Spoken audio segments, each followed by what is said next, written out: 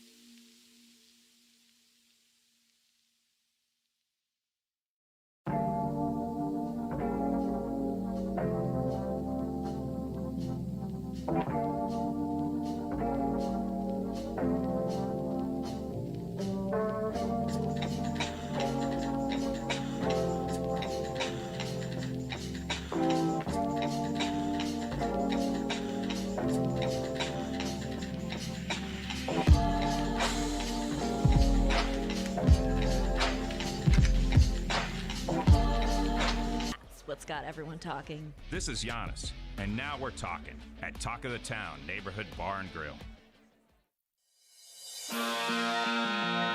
Isn't this a sports show? A couple of things. One from Brady on YouTube says, "Oh, so weird to look at you all after all this time listening on the pod." Yeah, there's a chance you've never seen us before, and this is what we look like.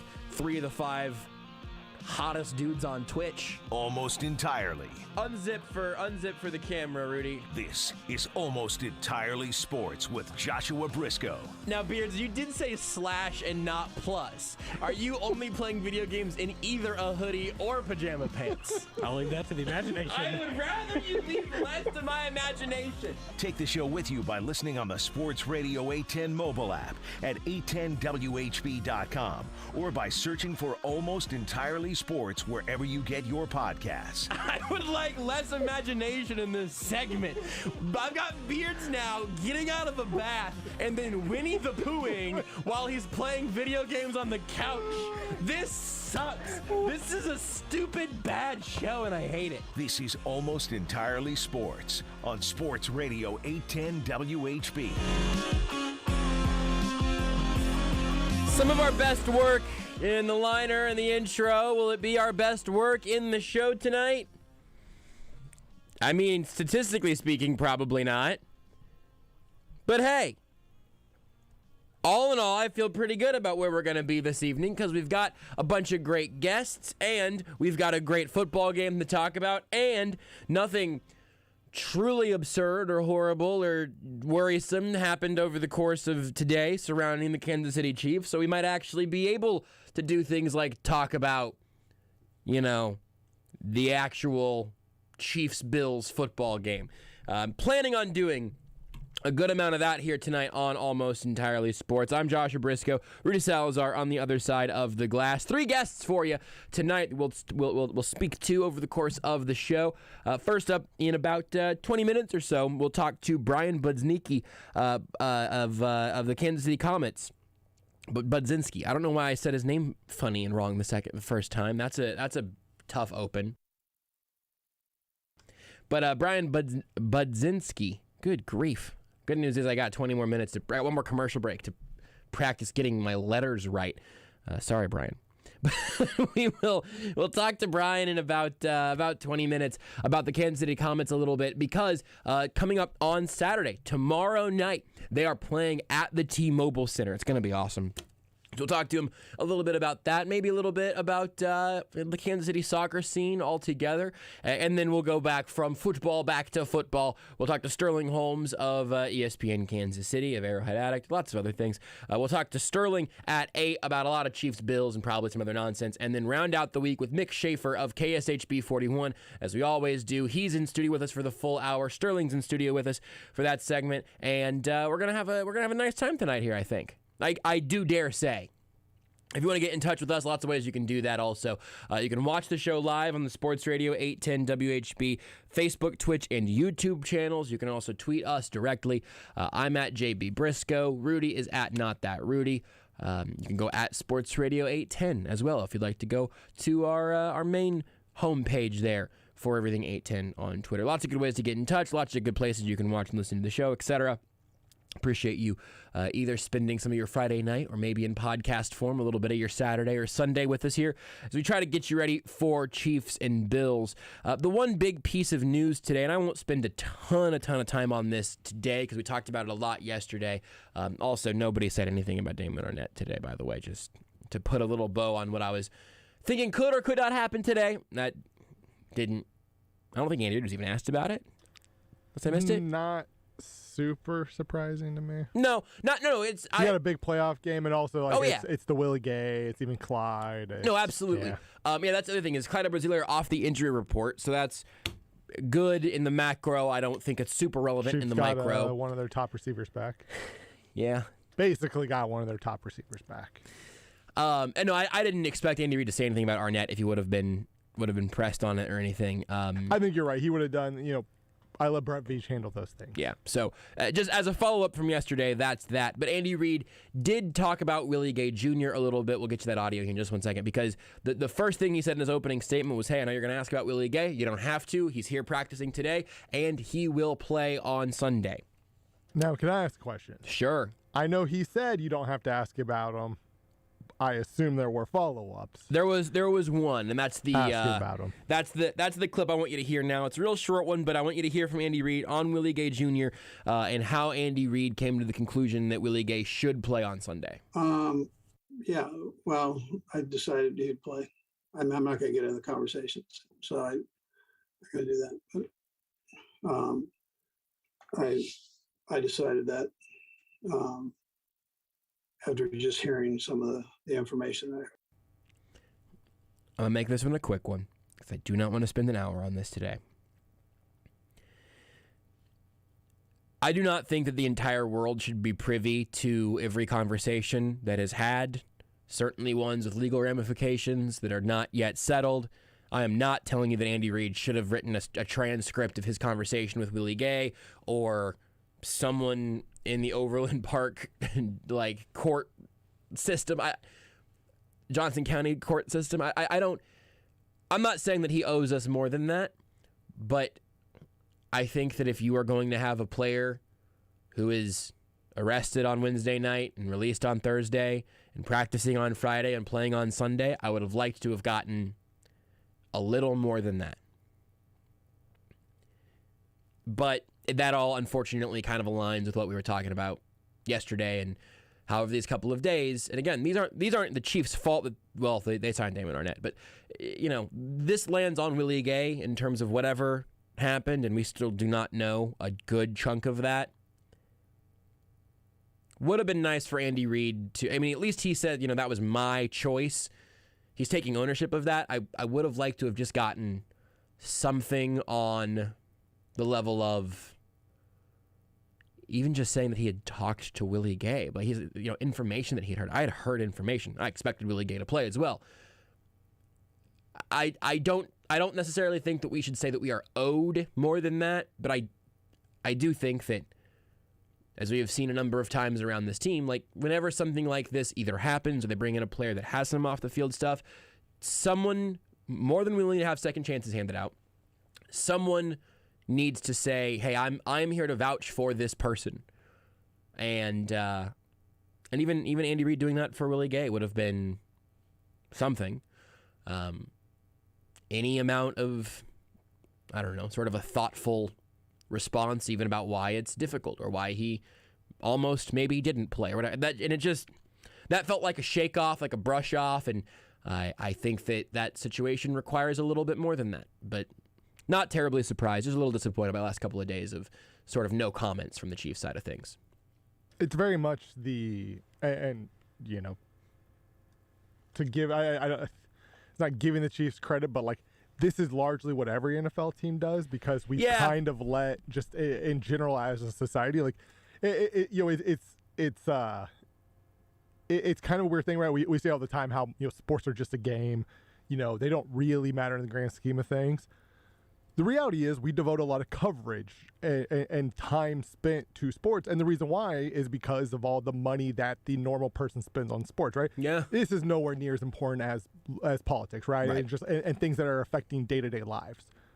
But it gets a lot of the same level of coverage because of the money that is spent on it, because of the type of the money that's just involved in it, right? The People hours, like it, they spend money on it, they watch it, the countless advertisers. Spend, Yep. That's the reason why so much focus is put into the coverage of all this. Yep. It is a weird thing where, again, like we have, but all this focus is put into this, and this is why I do think teams should have to be more public about these type of things. And again, you don't have to say everything, right? Like I understand, and you shouldn't say everything. Mm-hmm. I believe teams should be somewhat forthcoming. I believe they do have an obligation to, in the way that your local senator has an obligation to be relatively open, because of all the time and money. It is something though, and I don't mean to throw fans under the bus, because there are also plenty of people in the media who are this way as well. Mm-hmm. Where we let teams get away with this stuff, right? Yeah. And part of that is because there is a more personal connection from the average person to a team, obviously, than there is from using from the average person to your local senator, right? A senator who half of that state didn't vote for. Yeah. Like you know what I mean?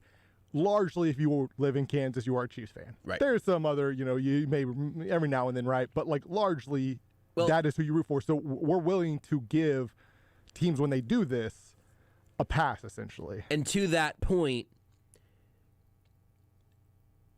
I was going to say, we don't need to hold every NFL head coach to the same standard we would hold a senator to, but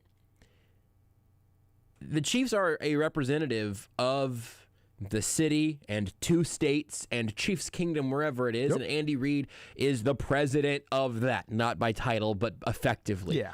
And I think that the day they had yesterday demanded more than we got in terms of, yep, I made a decision. Hey, Senator, why did you vote against this bill? Well, I made a decision. I'm not going to bring you in on the conversations Could you that led to that. imagine if that happened? I can. I'm sure it's currently happening somewhere in America. It happens enough, and some of the too is, I'm gonna say politics speak, like Right. how we have coach speak, Right. where they give a long answer, Right. and you're like, oh, that person really said a lot. Then you actually kind of like transcribe the words, and you're like, oh, he actually didn't say anything, right? Anything. And like coaches are very good at that. Like, I think Eric Bieniemy is very good at saying a lot of words at times and not giving a thing away. Yes. which is what good coaches do, right? We Like, would that is know, coach speak. being in radio, the ability to say a lot of words, Yes. to fill space, fill time, maybe even repeat yourself, maybe overemphasize a certain part of a sentence, lots of commas, lots of dashes, lots of run-on sentences, Yep. all for the sake of filling out more time because you have a certain amount of time to fill. That's important. It really is. It's important. It's vital. It's something you have to have in radio. Even if it's repetitive, you have to be able to do that thing. You do. And like I'm seeing on Twitch, Honey Makes Me Happy points out, says, like, I don't know, I would argue sports are more important in my life day-to-day than politics. And honestly, I think for a lot of people, they would probably feel that way as well, which again is the importance of actually, it's the reason why sports media is as big as it is. Right. It's why it should be. And it's also why we should demand, teams speak a little bit more. And again, this is not, Just I do not some mean accountability. this. Yeah, I don't mean this as like a full-on attack on the Chiefs, because No. literally all 32 NFL teams do this. Yep. And it's because we, and when I say we, I just mean we as fans of sports generally allow them to do that and get away with it, because the NFL knows they can do it. The reality is the NFL does not treat their fan base that great. No. They treat their fan base very poorly. They buy you flowers on Valentine's Day, and that's it. And they know they Yeah. can because we're going to consume it. Because the product is incredible. It's so good, right? Yeah. Like soccer does not do that. MLS treats its fan base great because it knows it kind of has to, Yeah. right? Like it is trying to grow, it's trying to build something, and that's a huge part of what they are, what they do.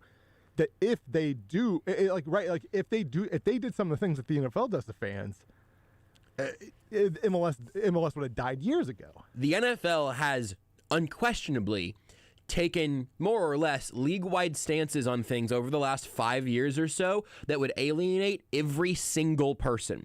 The NFL, as much of a behemoth as you can make, as one behemoth can have one decision or one stance, the NFL has taken stances that would run counter to the politics or the morals or the beliefs of literally every person in America at least once. Over the last, again, 5 or 10 years especially. From concussions to Colin Kaepernick to voting rights to messages in the end zone to whatever. You will find somewhere along, someone can find something they don't like that the NFL did.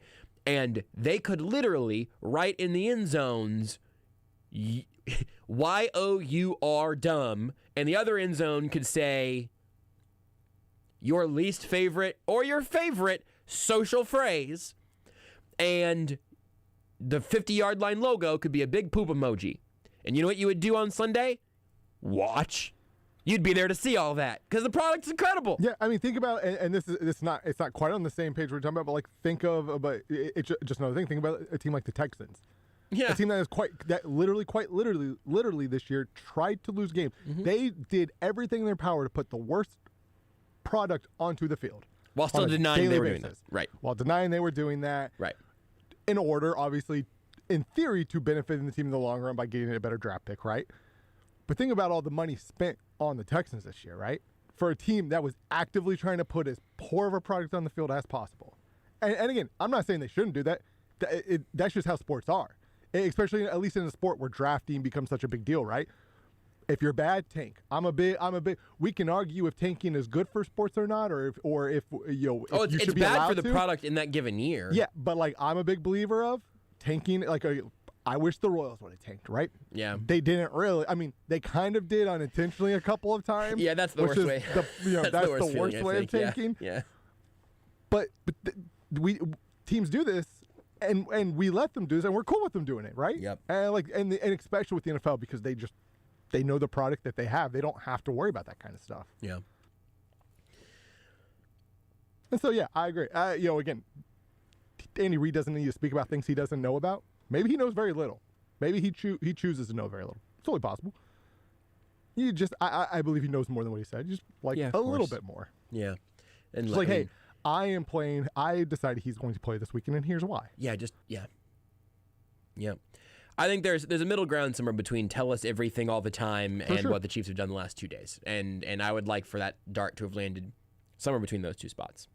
Anyway, it continues to kind of bum me out a little bit that we've spent so much of this week on that stuff because the game that's coming on These Sunday things keep happening. I know. Yeah, it happened last year about this time too, unfortunately. Yeah, bad. Here's hoping that yesterday is the worst day of that, and that today is the second worst day of that, and that tomorrow is the third worst day of that, and then it just gets better and better from every point here on out. And again, right now, looking at Chiefs Bills, there are so many things about this game that I wanted to spend more time talking about what Verderam talked about yesterday, which, by the way, if you missed any AES all week long, you can subscribe wherever you get your podcasts. Just search for Almost Entirely Sports. Like the idea of, hey, can the Bills win in the trenches on either side of the ball? That's fascinating to me because I don't know the answer. Their offensive line is a lesser unit than the Chiefs' defensive front. The Chiefs' defensive front has also had a few stretches where they've gotten not invisible but quieter. There was some talk for a couple of weeks on, hey, if Frank Clark keeps this up, should the Chiefs keep him around next year? And the answer was no because of the way his contract is structured. That next year he will either not be a Chief or he'll be a Chief on a different deal. His contract will not be untouched regardless. And I think they probably knew that whenever they signed him to that deal. I think anytime you sign a player to a 5-year deal, you kind of assume that after 3, more than likely something is going to happen. Maybe it's 4 based on how it's built, but usually it's after 3 years, there's either a cut, an extension, or a reworking, right? That's just kind of how long-term contracts go. And unfortunately for the Chiefs in this deal, Clark's still got a pretty rowdy cap number next year, even if they do restructure or move money or whatever. But they knew that when they made that deal as well, because some of that is moving money back later on, and you hope you have more cap space then, and you're trying to win a Super Bowl now. And they won one, and they got to another one. So wouldn't have won it without Frank Clark. I don't want to. Please don't. Sorry. Please don't make me do this today. Sorry, let's not go down that road. Please, we've got like 5 minutes before we got to take a break, and I can't spend that talking. I can't. I couldn't help myself. I apologize. They wouldn't have won the Super Bowl without Damian Williams, which is why they haven't won one without him. True. Checkmate. Well, it's a good thing they got Jerick McKinnon then, right? So this is Basically the other Damian thing. Williams. This is the other thing that Andy Reid mentioned today that I thought was at least worth hearing and talking about a little bit, because the Chiefs are in kind of an interesting spot here, where Jerick McKinnon just had by far his best game as a Chief and his best game in 3 years or whatever. Yeah, it was the third most yards he's had in a game in his career, and since 2018 or 2019, I think it was 18. He's just been hurt. Right. Like he tore his ACL back-to-back years. I really drafted him pretty high in fantasy football back-to-back years because he was my sleeper. I can't believe you made this about your fantasy team being hurt whenever Jerick McKinnon got hurt. No, it was mostly just about he was really good at one time. Yeah, it was great. And then he tore his ACL back-to-back years. Right, which is, stuff that happens to NFL players, and specifically running backs. Injury issues pile up and all that. But so McKinnon comes off his best game in 3 years, probably at least one of his best games ever. He looks really comfortable in the offense. And the offense, maybe I should rephrase that. The offense looked comfortable with him. And this is very, for as much as I get yelled at for either analytics or trying to make things too concrete, here's some vibes only analysis. The vibe of the Chiefs offense, once things got going again, and with Jerick McKinnon being the running back for it, felt as good as they felt since Damian Williams was that guy. I think a large part is we have not seen the screen game since Damian Williams left. Yeah. Like that. I think there might have been a Clyde game or something. We spent 6 years watching Andy Reid just carve teams apart with the screen game. Yeah. And then it's just disappeared really the last 2 years. And I mean, at least from the running back, we've seen Travis Kelce have some of that. We've seen Tyreek Hill obviously have some of that. McCole Hardman, even a little bit of a fullback every now and then. Yep. But we really haven't seen the running back screen game, since Damian Williams left. Yeah, and that part of it also, I mean, there's definitely a working theory that you'll get a lot of people to tell you about that I'm in on to some extent, but I have some figuring out to do in the idea of like how much do the Chiefs hide to save for bigger moments and everything. There might be something to that, but your point there, Rudy, isn't just they didn't use the screen game very much during the regular season. It just has not been as big a part of this offense as it once was. And when they did go to it, just mostly unsuccessful. I can't remember a running back screen this year that went great.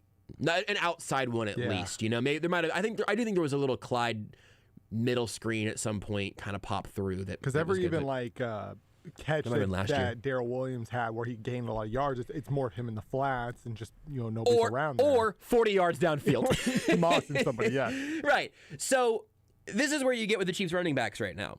You get Clyde back, and I just think we're at a point where I don't want to make this about the deficiencies of Clyde Edwards-Helaire. I just think we've got a pretty good idea of what he is, and I don't think it is anything terribly dynamic or explosive in the grand scheme of things. It's impossible for me to frame this up without going to like draft slop. So I don't want to really do that today. Or talk about Frank Clark. The things I don't want to talk about today are actually a longer list than what I do want to talk about today, which is just like Chiefs Bills ? It is really, really, really hard to be a standout running back in the NFL, a league that has, I'm not exaggerating, like 100 really good ones. You have to believe that number is around 100 if you think Derek Gore is legitimately good, which I do. Dante Foreman hasn't done anything. Hasn't even really been in the league the last 2-3 years. Yeah. And then Derrick Henry gets hurt, and all of a sudden, like, his career is revitalized because he's looked good. Darwin Thompson's back on the Chiefs practice squad. You think he's one of the 100 best running backs in the NFL? I think he might be, or he's right around there. And I think Darwin Thompson is actually good. I really like Darwin Thompson.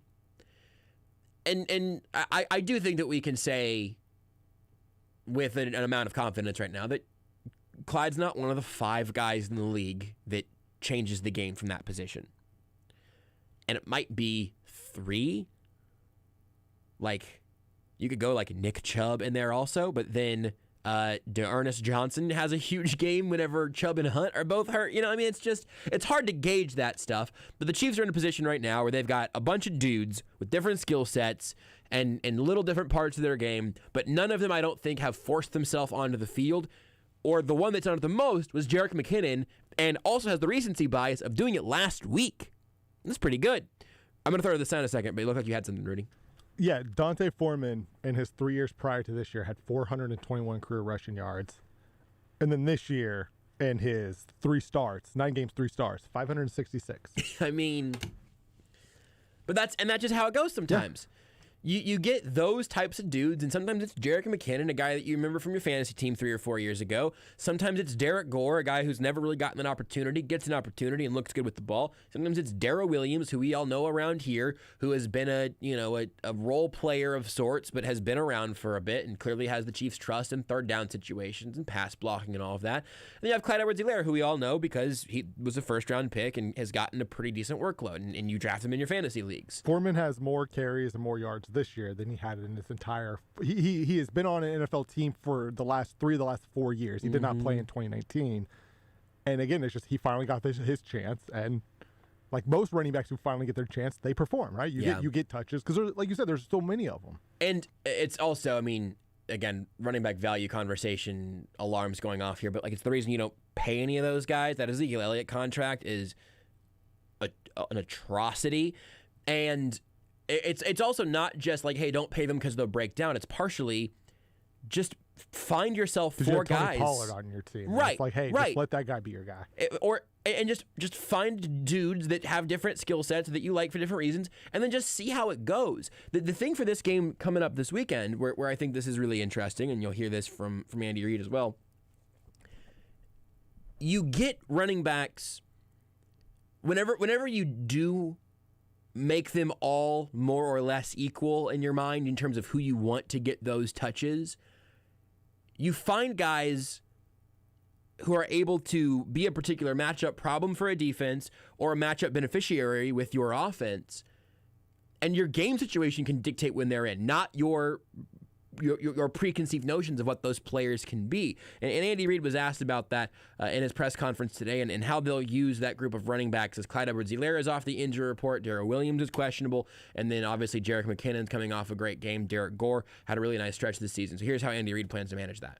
Yeah, what we try to do, Soren, is tame down the plays so they can all go in and do them, and then give you the different flavor doing them, whatever their personality or ability is, and they kind of put that forward. But that way we don't have to juggle the plays. And we do the same thing with the tight end position. We do the same thing with wide receiver position. I mean, Tyreek and Kels, they come out of the game. I mean, there's times when they rest during the game. So as a play caller, you got to have the next man up, and he's got to go, right? So even though it might be a primary to one of those guys, that guy's got to go and do his best and make the play. So that's how we've kind of handled it, and the guys understand that. I really like the idea of, we kind of got our base play here, but then you get to color outside the lines a little bit based off of what you are as a player, and that obviously, as Andy Reid lays out there, goes beyond the running back position. It's also true for receivers and for tight ends. And maybe the logic for that Steelers game for Jerick McKinnon and how it looked and how we all felt watching it is that his personality, or his flavor, if you will, is a lot more similar to that of Damian Williams, and that maybe we're just used to seeing that type of back. But man, here's what you can say pretty definitively. It worked. And we've talked about this some with some of the gap versus zone stuff where, like, I think either Clyde is his personality, to use Andy Reid's word again, his personality is not what his skill set dictates that it probably should be, or the Chiefs have some misconceptions about that particular relationship. I don't know. And it's also one game. It's totally possible that we're overreacting to one game of Jerick McKinnon against the Steelers. But I hope that he gets the benefit of the doubt. I hope he gets the start. I hope he gets the first looks through the work. I bet it is close between him and Clyde ultimately. I bet they take very closely similar amounts of snaps. Yeah, and I think expecting him to be that guy, obviously, week in, week out it was, again, like we said, it was probably, it was the third most yards in a game he's had in his career, right? It is probably an anomaly in the sense that he will probably not necessarily dominate a game from start to finish that often. Right.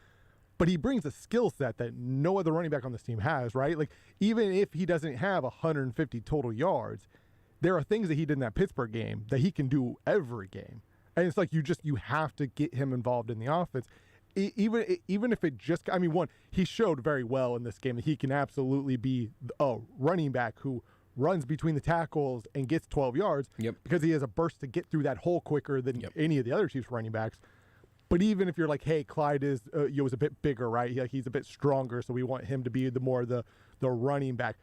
Jerick McKinnon has to be in on third downs. You have to be throwing him the ball because you need to get him the ball in space at the very least. And I think he was getting pass pro. Yes, and I think that translates to every game. And so, maybe he might not have another 100-yard total, yards game the rest of the playoffs. I think he will make a big impact the rest of the playoffs. And if he doesn't, I think it's because the Chiefs just decided for whatever reason we're going back to Clyde, and Jerick, you're back in your old role, which it still blows my mind. I know he was hurt. We didn't really see Jerick McKinnon until mid-January. It blows my mind. Again, I know he was hurt for a while, but it's just like, where was this all year? That's a great question. I do not have a great answer, but it's a great question. I can't imagine, though, that Andy's going to have seen what he did this last week and be like, and at least on passing downs, on screen situations, be like, hey. That'll be easier if Daryl's still banged up. Yeah, let's he would get have been this the third guy down the ball in space and let him work a little bit. Yeah, I sure hope so. Let's take a break here. We'll switch from football to football, but it's for a very cool, very fun reason. The Kansas City Comets are playing at T-Mobile Center tomorrow night in a legit, premier moment for indoor soccer in the soccer capital of America. We'll talk to Brian Budzinski. I did it again. I tried to take that speed bump too fast. Sorry, Brian. Budzinski. Why was that so hard? Brian Budzinski of the Kansas City Comets. We'll talk to him whenever we come back. I've got 5 minutes to figure out how to just pronounce any name. It's a bad moment for me, but a great moment for the Kansas City Comets. We'll talk about that whenever we come back. Want more Almost Entirely Sports? Watch the show live on the Sports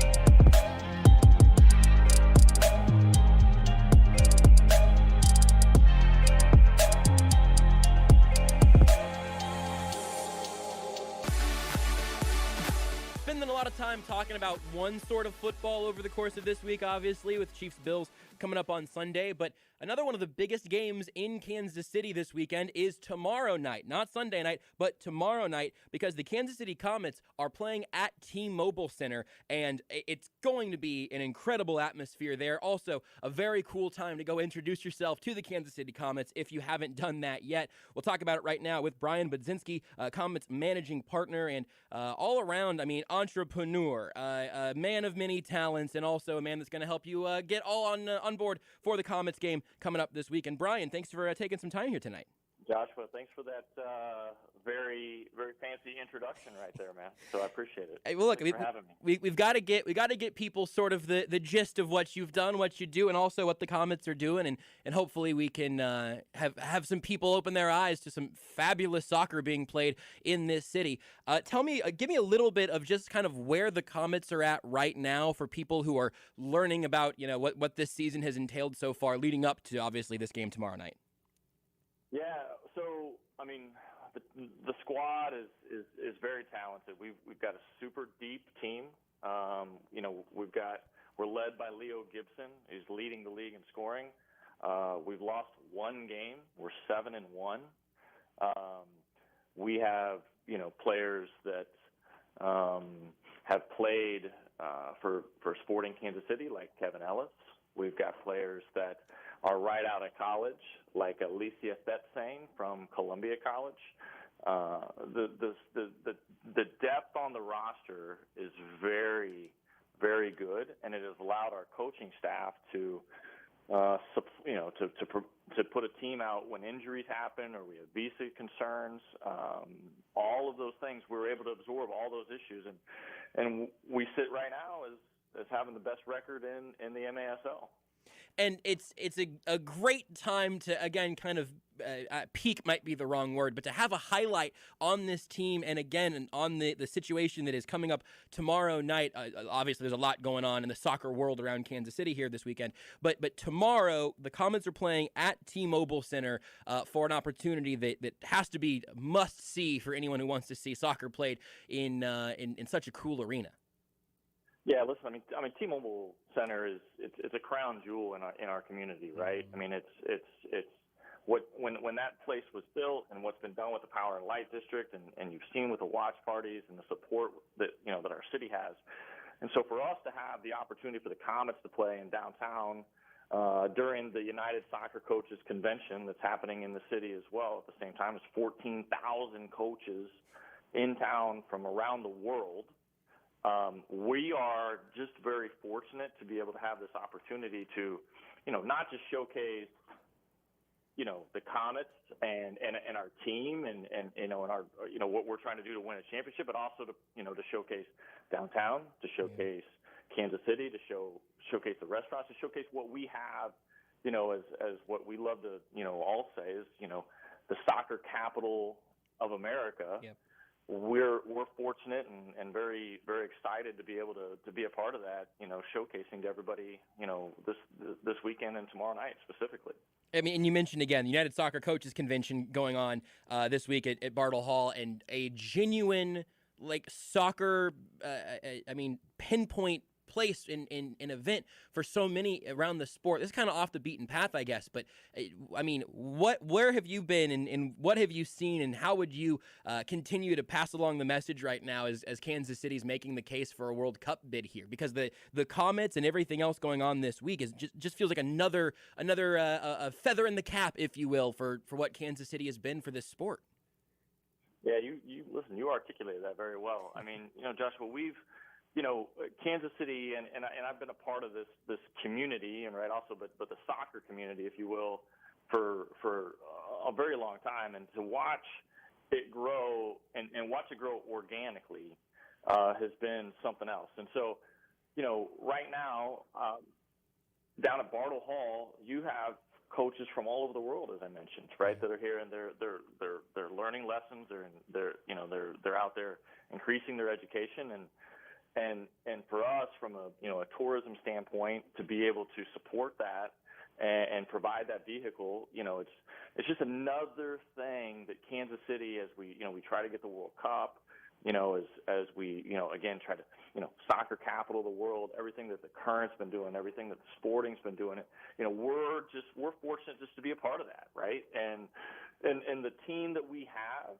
And that venue there at T-Mobile Center, it's really going to be a showcase event on Saturday night to kind of capstone, this whole week at the convention down at Bartle Hall. It's kind of cherry on top, if you will, Joshua. And so we're excited about it. the showcase is the exact word that I was looking for earlier, I think, of man, I mean, there are so many different places around this city where that really does come through. And again, it's going to be a really fun event tomorrow night at T-Mobile Center. You can go see the Kansas City Comets. If you want to get tickets, you can go to t-mobilecenter.com. You can also call the Comets office at 888-9-COMETS to see that game and see it in a venue, in a literal arena that is going to be such a cool way to watch a game of soccer. That's against the Tacoma Stars, by the way, as well. One thing that to get back on the field a little bit, if someone isn't familiar with indoor soccer, you also might not be familiar with the fact that the scores of some of the games in the Comets season this year are 11-6, 10-4, 9-3. In fact, the 5-goal loss there, the lowest scoring effort of the season. You don't score 5 goals and lose in soccer very often on the grander scale. Can you help articulate for me a little bit the people that maybe haven't been to a Comets game, haven't watched indoor soccer, and what it is that makes this game so fast and so energetic and high scoring and fun? Yeah, I mean, listen, it's the game is played in tight spaces. We have extremely talented players throughout our league. Our team in particular, we've got Leo Gibson, we've got Kevin Ellis, we've got Rion Marquez, we've got John Sosa. These guys are all at the top of the scoring, of the entire league. We got 5 of them, okay? And the game is such that there's a lot of opportunities, offensively around the box, and so it's something where, as a family, or when you're looking from an entertainment perspective, there's something going on all the time. Whether it's a guy trying to meg a guy, and go on and create a scoring opportunity off of it. Like when you watch an outdoor game, Joshua, like your center back is probably not going to try to do some 1v1, going against the forward, right? Right. Because if he loses the ball, it's going to be a goal. Right. Well, in indoor, that happens, right? Where the guys are, they're going 1v1 on guys, and they're going to, maybe they're going to do a nutmeg on somebody, but what's going to happen is that's going to create a scoring opportunity. Where an outdoor, you might do that, and you're still 60 yards away from goal, right? Right. So nothing necessarily comes from it. And so there's always these moments that happen throughout the game that keep you kind of on the edge of your seat, if you will, and it's very, you guys are very talented, and so it's something when you're watching, you're hooked on it, right? Mm-hmm. And we're happy to be a part of it, to be able to to provide that for people to see, and it's and we've got a squad that's looking to win a championship, and so it's you want to come out and watch a winner, you want to come watch somebody that's going to put the ball in the box a bunch and create a bunch of opportunities. That's the type of squad we have that has good possession all the way around as well. So.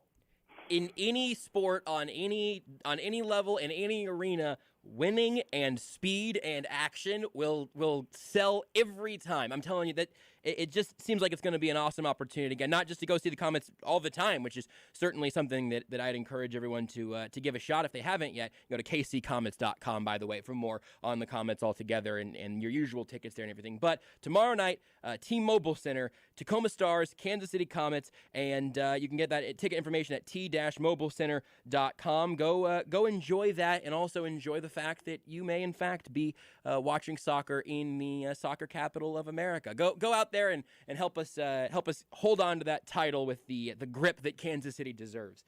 Brian, really appreciate you taking the time tonight. Looking forward to all of this, the season that the Comets have had so far, the game tomorrow night, and hoping to ride on and win a championship. Really excited for all that. Appreciate you taking some time to talk to us about it. Yeah, Joshua, thanks. I appreciate you having me on, man, and all that you guys do there over at the radio station, and you enjoy your evening. I'll do my best. Hopefully our listeners will enjoy it as well. That's the thing I can't really control. We can do our best and hope that they're in for it. It's Brian Budzinski, a Comets managing partner here on Almost Entirely Sports. The Kansas City Comets at T-Mobile Center tomorrow night. Did you know you can listen to Almost Entirely Sports anywhere, anytime? Well, you can. Just search for Almost Entirely Sports wherever you get your podcasts. Menards has what you need to keep your home safe. From smoke and carbon monoxide alarms to fire extinguishers, Kidde home safety products keep your family protected from emergencies. Grab a general use fire extinguisher. It lasts up to 12 years, and it adds an extra measure to protect you and your family at home. Save big money.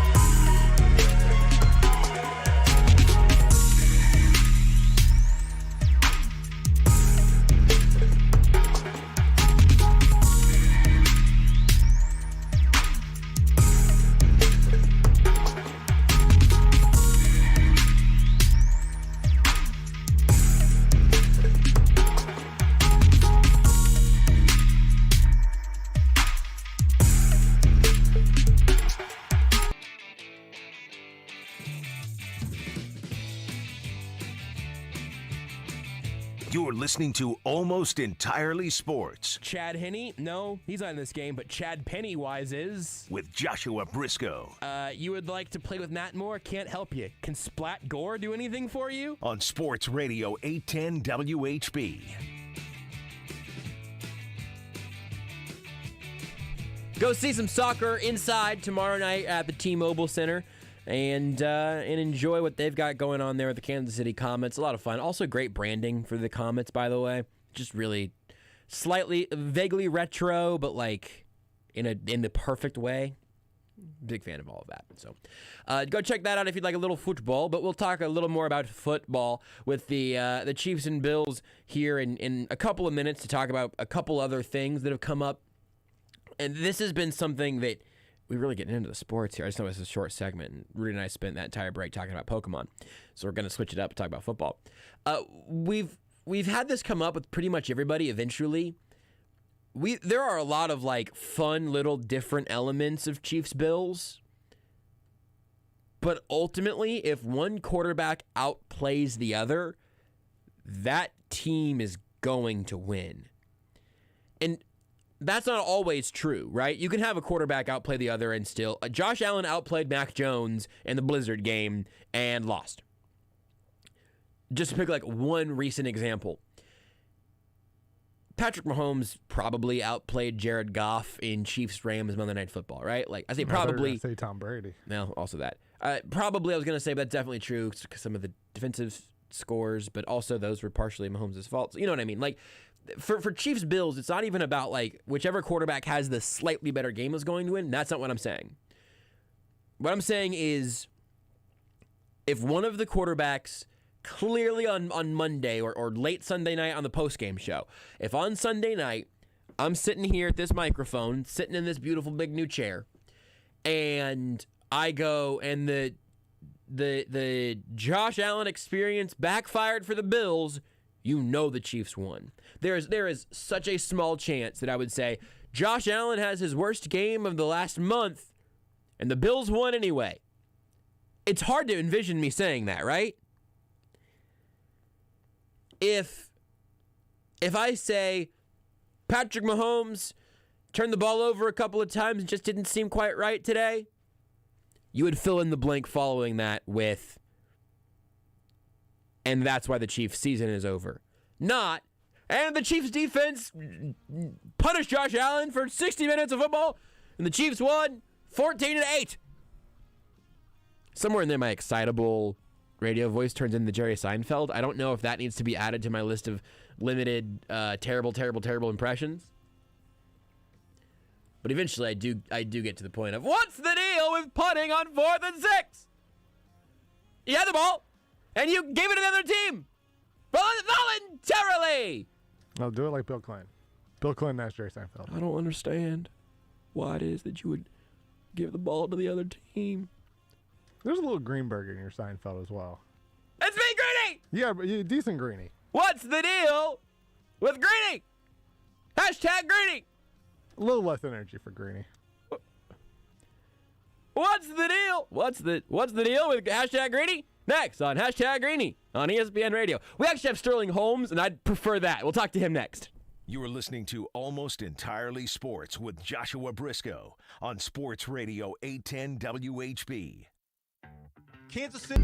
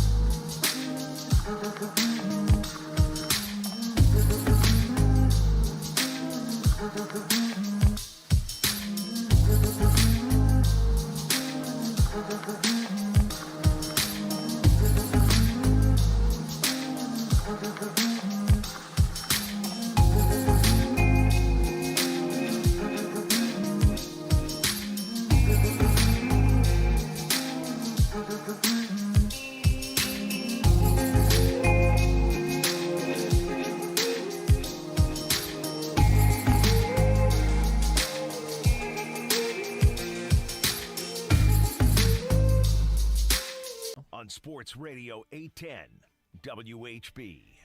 The most hydrated man in media. He's with us right now. It's Sterling Holmes. You can get his work a bunch of places, including every weekday 3 to 4 over on ESPN Kansas City, 1510 AM, 94.5 FM for Darren and Sterling, or I like to call it Sterling and Darren. I actually try to call it that 50% of the time, just to keep people guessing. Also, you can follow him on Twitter at HomestretchKC. You can check him out on the Arrowhead Addict podcast. They do all sorts of stuff over there as well. Sterling, you really literally just always have a cup of water in your hand, and it's something that worries me about you a little bit. Water and coffee. It's the coffee-water combo. When I worked for the Sixers, that was the joke, was I'd walk around like the sales staff and be like, coffee, water? Who wants to go grab one at the little break room? I have to be drinking liquid at all times. This is not me saying, look at how weird Sterling is for this thing that's not that weird. I was a little parched as the intro was playing just then. I thought, you know what? I'm going to grab my water bottle. I'm going to have a little sip to just make sure I'm in a good place for the rest of this hour. Then I realized I left it in the office, and I'm not going to go down the hall and go get the water bottle right now. I'm going to just do this segment. Afterwards, I'll have a nice drink, but I naturally produce saliva, and I would rather have had a drink a minute ago, but I'm going to get through this segment fine, I think. Well, speaking of saliva, my dentist used to call me the saliva king because I would have so much saliva. That doesn't make any sense. Well, it just naturally, I've never had a cavity, and they think it's part of the reason why I just need liquid. I drink a lot of beer, water, coffee, hot tea. As you know, we ought to start calling you BWC. Instead of like a BMC or BWC. Beer, water, coffee. Beer, water, coffee, baby. But you are also a saliva machine. Yeah. It's a wet situation going on. You are a wet boy. Very wet. What percentage of human body? Humans are water. Okay, let's get the percentage here. 70%, right? This is up to 60%. So I'm 60% water. I'm at least 7% coffee. You've got to be, like, I don't think this is how this necessarily works. I feel like you're 85% water. At least liquid. At least liquid, yeah. I just don't. What happens? Let me ask you this. Let me ask it this way. And if you don't know the answer to this, this is going to go from a question to a challenge. What happens if you go 2 hours without a drink of liquid? I don't know if I have. Like, even in the middle of the night, a lot of times I wake up and I have to keep at least one glass of water, at least one, by my bedside. But I'm a pretty well hydrated person. I've got multiple like metal water bottles that I carry around and refill. And if I've got one with me, it means I've always got either water or a vessel to carry water in. Sure. Like I am not a weirdly dehydrated person. I was drinking a ton of water for the 2 months that I realize in retrospect now are leading up to me having diabetes the whole time, right? Are you saying I have diabetes? I'm saying that something is wrong. Oh, no. With your fluid consumption. Yeah, there's something wrong. I am just genuine. I am not a liquid prude. I am not saying that being hydrated is anything other than a great thing to be. I'm curious if it is habitual at this point, if it is a fixation of some sort, or if it is a medical necessity that you just need more liquid in your body for some reason than the rest of us do. It's all three. It's actually a combination. It's part of the BWC method. Yeah. You know how there's like Atkins diets and your people TB12. go the ketosis or ketoacidosis, whatever it's called. Diabetic ketoacidosis is what almost killed me. Ketosis is what happens when your body is breaking down fat. Then why do people do this? Why do people go on a diet that almost kills folk? Great question. A fabulous question. You know what doesn't kill people? The BWC. This has actually been a whole promotion for BWC. The BWC method, I'm here for. TM, by the way. Yeah, that is trademark of Sterling Holmes, and most importantly, me and Rudy. Yeah, because we won our cut. But I will help you promote the BWC method for sure. Okay. I was thinking, does BWC stand for anything else? And it could. It could. I sure hope not. It sure could. If you think about it for a second, you'll figure it out. Yeah. There's a couple of things that it could be. I don't like this. I just want you to go a day just drinking less. Like, you have to check in with Rudy, who I feel like drinks less liquid than maybe most people. I don't know. You've got your big Yeti cup that you carry around. And probably the G go Fuel. through- No, Dude you're right. crushes 17 Red Bulls a day. No. He's cleaned out. I probably drink like 6 to 8 of these a day. Oh, really? Of the big Yeti cups? Yeah, I probably consume 150-ish ounces of water. Okay, never mind. So So he's on that's- the BWC diet. I like water. You're here BWC in it. I thought you were going to take a big slurp right into the microphone, so I cleared out. And Hate it. refreshing. I love ice cold water. It's He's my got a favorite thing. straw also. Yeah. I guess for you, the thing that I forget is that I don't see you refill that cup all that often. But you do always have it with you, do. literally all the time. I always put it like it's always packed to the brim with ice. I always like to overload my drinks with ice because one, Keep it I ice cold. like to be ice cold, but then also for some reason I'm in a situation where I can't refill it. Eventually that ice is gonna melt, and there's just more water. That's true. Sterling, you're shaking your head. Are you a room temp guy here now? Oh, big room That's temp guy. insane. People who Just like for water, room- or is your beer also warmed it's also up? healthier to drink cold No, water. but I don't. When people want, like, when they say ice cold beer, Yeah. it's like you want it cold, but I don't want it to where it's hurting my teeth and where I can't drink it. Because when it's so cold, you don't get the flavor. It just tastes like pain. First it off- tastes like my teeth hurt. First off, I'm talking about water. Water, the same thing. two- Water room temp. Water room if cold drinks hurt your teeth, you need to go to a dentist. I do. The dentist Zero loves cavities. him. They love me. And Something's not right there. no ice in my cherry limeade. 'Cause, like, that's for. Oh, you're a beards. You're insane. You're a 'Cause, like, beards pervert. I drink ice cold water and I feel no pain whatsoever. I drink ice cold beer. I feel no pain whatsoever. It's only certain cold. Like, it has to get to a certain degree. I mean, and sure, you're like, if it was like negative 50 bleep. and I drank it, yeah, that might hurt. My but like, my this is teeth ice. my teeth will get sensitive if I bite into like ice cream with my teeth. See, no, I'm okay with biting into What? ice cream. Yeah. Really? Big biter when it comes to ice cream.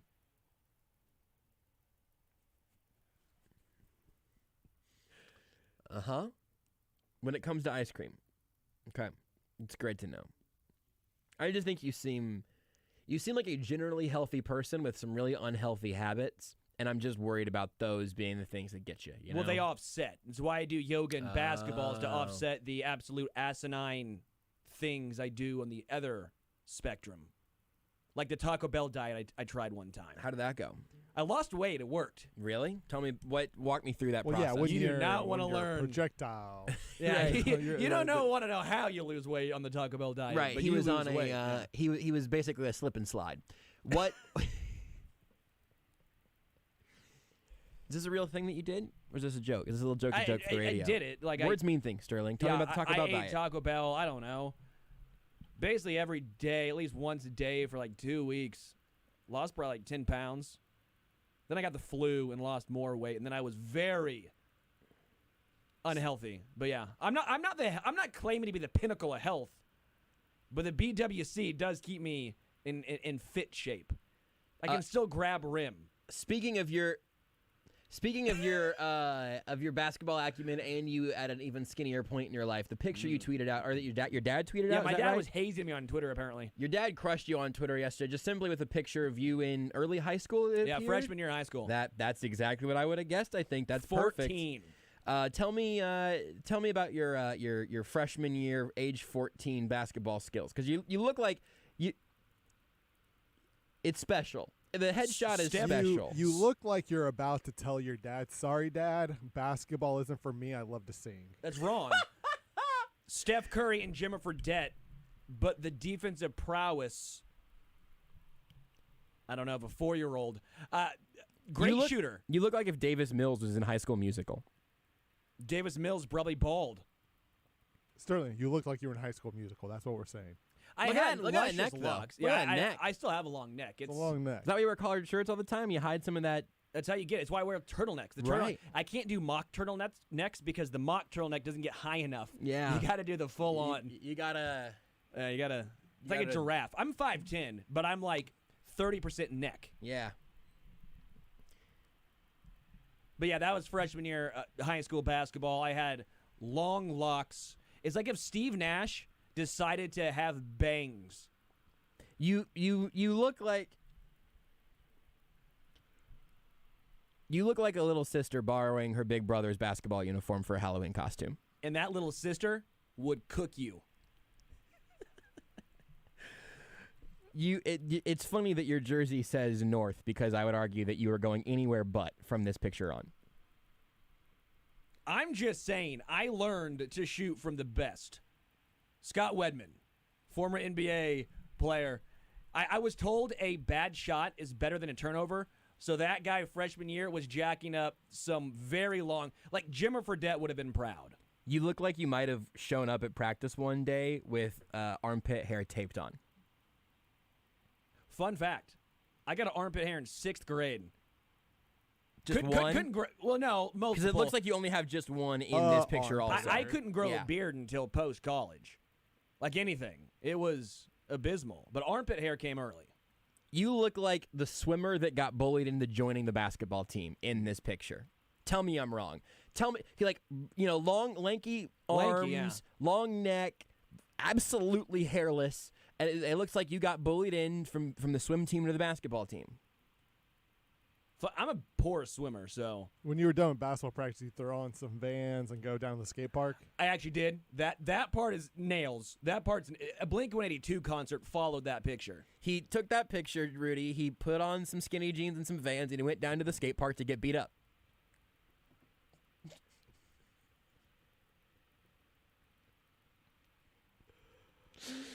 Oh.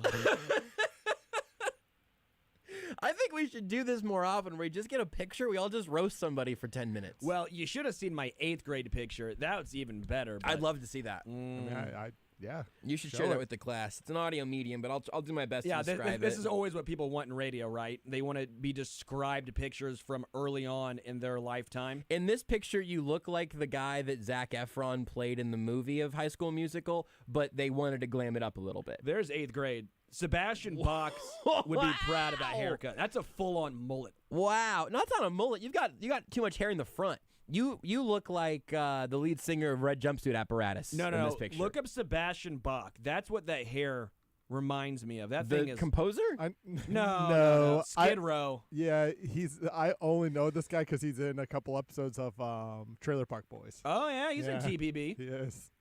Yeah, I never heard of him until Trailer Park Boys, but yeah. I think that makes sense because I also imagine that you're going to look like him whenever you're in your 50s. Wow, I sure hope. Well, he's a cool dude. So if you know what, I'll take it. If you're telling me I could be like Sebastian Bach when I'm 50, pretty cool. You look like you might look like a 50-year-old Sebastian Bach at 40. That's my concern for you. That's you're too cleaned up now. You're too buttoned up now. Business guy now. Yeah, real business boy. Wearing those collared shirts to help cover up the fact that my neck is low key. You're how tall are you? You said 5'10"? 5'10". Yeah, you're 5'4" without the neck. 5'9". Actually, it's less than that. Actually, yeah. Probably. You want to talk about other things that aren't your high school basketball pictures? Yeah, sure. Let me pull up some Brisco high school pics. I'm sure those are golden. Oh yeah, no, well, he didn't go to high school, so he was homeschooled. Yeah, I've had those all wiped from. Man. I've all had those wiped from my mom's camera where I got my yearbook photo taken every time. Brisco was getting bullied every single lunch. It was by his mom. All true. Did you see Dick Butkus on Twitter, by the way? Okay, that guy. Do you think he got bullied in high school because of his name, or do you think that he was unbullyable because he was just some large human being? He was Dick Butkus the whole time, and so I think that in childhood somewhere he got bullied, and then that put him down a path to become literally unbullyable by being Dick Butkus. Yeah. But it's a brutal name if you're not a tough kid. You know the song Boy Named Sue? Yeah. It feels like a very similar situation was going on with Dick Butkus. Yeah. Is his name Richard, I assume? Like Richard Butkus? Is that worse somehow? I think at that point you kind of have to embrace it, right? You just got to go all in. Richard Marvin Butkus. Could have been Marv. I was literally about to say, could have just went as Marv. Marv Butkus. Feels like a decent name for but somebody to be fair, born in 1942. Marv Butkus doesn't make the Hall of Fame. Yeah. You know who does make the Hall of Fame? Dick Butkus. That man makes the NFL Hall of Fame. Yeah, his parents really knew what they were doing. They knew. Oh, DMB is his initials. I wonder if he's a big Dave Matthews Band fan as well, right? He has all lowercase tweets, no punctuation, but it's legitimately funny. Strong move. Which is shocking. Back soon enough, more to come, almost lunchtime here on the West Coast. Just like that, got the blue check mark. This is whenever he got the verified earlier today. Just like that, got the blue hash mark. Now let's start calling out all of the doubters. Thank you kindly. Go ahead. Dick Butkus on Twitter. Thank you kindly to everyone who helped make this happen. This is the official home of me, the Butkus Awards, and the foundation. Thanks in particular to the 3 people he tagged, and then hashtag Butkus is verified. Who's better on Twitter, him, O.J. Simpson, I was literally about to say. or Magic Johnson? Hey, Magic Twitter world, Johnson's it's incredible. me, DB. Did you see what Magic Johnson did? Do you know, though, about Magic Johnson's Twitter account? Yeah. He does not tweet. It's not him. He has somebody who he texts what he wants tweeted, and that person tweets it. Strong. Like, and then that's been Rob Lowe has Magic Johnson went on Rob Lowe's podcast, and then Rob Lowe went on Part of My Take, and told that story. He has a person who he tells who he will talk to, and that person will then translate it into a tweet. Dick Butkus. Now that I have the blue mark, I can kick people off the platform, right? You hear me? At Aaron Rodgers 12. Be back in a bit, doing a late brunch to celebrate. This is just drill. I'm It's convinced this is drill. It's basically drill Butkus. Yeah, it is football-related drill tweets, which I'm good with. I think the world could use a little bit more of that. Do you think drill ever found a way to monetize the fact that just that whole deal? I think it might have been a podcast at one point or something, but they just mastered the format anonymously with no real branding or anything before it was even monetizable. And now you just said drill, and we knew exactly who you were talking about, but I don't know who that is. Just goes to show it doesn't pay to be successful too soon. Be late to the party. You'll make more money that way. Dick Butkus tweeted, "Let me gauge the audience. I'll," and then the tweet ended. It's just ILL, and then the tweet ends. Well, he's ill. He could be ill. Let me Not gauge the sick. audience. Ill. Wait, hold on. It might have been an Illini thing. People are responding with INI, so maybe he meant that to be ILL. Like MIZZOU thing? Yeah. Hate it. Yeah, me too. What do you think about Chiefs Bills, Sterling? You excited? I'm stoked. This is what I said was going to be the AFC Championship game going into the season, and I feel like it is the AFC Championship game going into the divisional round. Both teams are playing really good football right now. The Bills played what was basically a perfect game offensively, 7 possessions, 7 touchdowns against Bill Belichick, who, say what you will about the Patriots as a whole, no one's ever said Bill Belichick's a bad defensive mind. No one has ever said it, except for maybe in Cleveland. What's interesting to me is just Bill a couple Belichick's a bad defensive seasons mind. ago. Whoa, Rudy said it. I'm going to fight you. I don't really care. Now someone has said it, though. We can't say no one's ever said it now. One person has ever said it. A couple seasons ago, Josh Allen looked like he dropped acid and then was thrown into a playoff game and said, "Hey, pal, I know you're seeing 17 colorful mushrooms and trees out there. Yeah. Try and complete a pass." But then he was unflappable against Bill Belichick and the New England Patriots, which has been a boogeyman for them in the playoffs and regular season for a while. Yep. I'm interested to see what Spags can try and do against him. I know Josh Allen said the hardest and craziest fan base or that he ever played in was last year in the AFC Championship game when there was, 17,000 fans at Arrowhead. That's crazy. We'll get ready for 76,000. I don't know if this moment is going to be too big for Josh Allen and if you can bring back some of those drug-dropping memories and try and get in his dome. I would have thought that the hardest crowd he would have played in front of would have been last week, just based off of the advice they all got for handling cold weather. But if it was at Arrowhead, then I guess go for it. We haven't talked about that. How did you digest what Bart Scott suggested About it being cold? about what to do whenever it's cold out? Yeah. You implemented that strategy before? I don't... Do you think Bart Scott actually did is what you're He saying? said he has. I bet he has. No, I'm asking what you've done. Whenever you're out there for a cold 8-10 event or just out, you go sledding or something. Don't show. I hate the cold, dude. But this. You have a I wear like a 17 single pill pairs. solution. Yeah, it seems smart. That's what I'm saying. I mean, I've heard worse ideas. Come on. I really like to be warm, so I usually, it's like 5 or 6 pills for me. Yeah, Rudy takes them all at once. He crushes them up and snorts them. That's how it gets to your bloodstream quicker that way. Stay real warm. Yeah, he is. I'll give him credit for this. He is standing at attention at that microphone all the way throughout the show. I just think this game, even when we do 4 hours, this game is going to be very hard. Yeah, I think this game is going to be very hard for both teams. I agree. No, but I think the defenses aren't getting enough credit personally. I saw you tweet about that and kind of throw that out there. Yeah, tell me about that. So originally I go, yeah, I'm with everyone. These two offenses are rolling. They're predicated on both of their offenses. But then I got down a little bit and decided, okay, the Bills, they're number one in DVOA and EPA on defensively. Mm-hmm. I get it. They've played Jacksonville. They've played some horrible teams. I want to say they had the 30th ranked strength of schedule. Something around there. So sure, I know that plays into a part of it, but they don't have a bad defense. Mm-hmm. And they have a couple playmakers in the secondary, and Poyer and Micah Hyde. Even without Tre'Davious White, which is also bonkers. And Levi Wallace has played well in his absence. Yeah. So I think the Bills' defense, for the most part, they're going to do a good job of trying to limit the big plays. I think Kansas City should try. I don't know if they will, but try. And weird coming from me, run the football a little more. Mm-hmm. Try and not force anything. Don't try and make the big play when the right play could be right in front of you.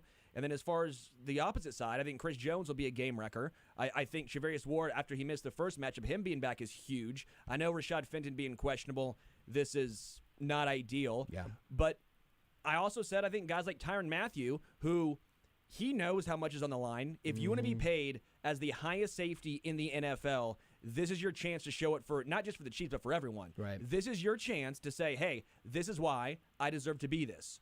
I don't think we'll see him missing any tackles. Right. I don't think we'll see Tyrann Mathieu flailing at guys, making a quote-unquote business decision. Yeah. He knows all eyes are on him. They're watching. I think also Nick Bolton will be a major factor in this game.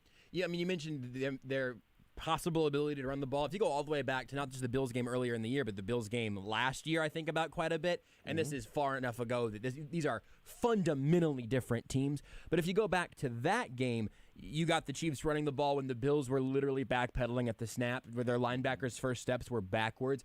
That game stuck in my head because that was so bizarre to see from a defense. Yeah. I think on some level, ended up being a little bit of a precursor to what defenses started doing against the Chiefs from that point forward. It didn't work for Buffalo, but you get a big Clyde Edwards-Helaire game out of it, and that fueled a year of hot takes.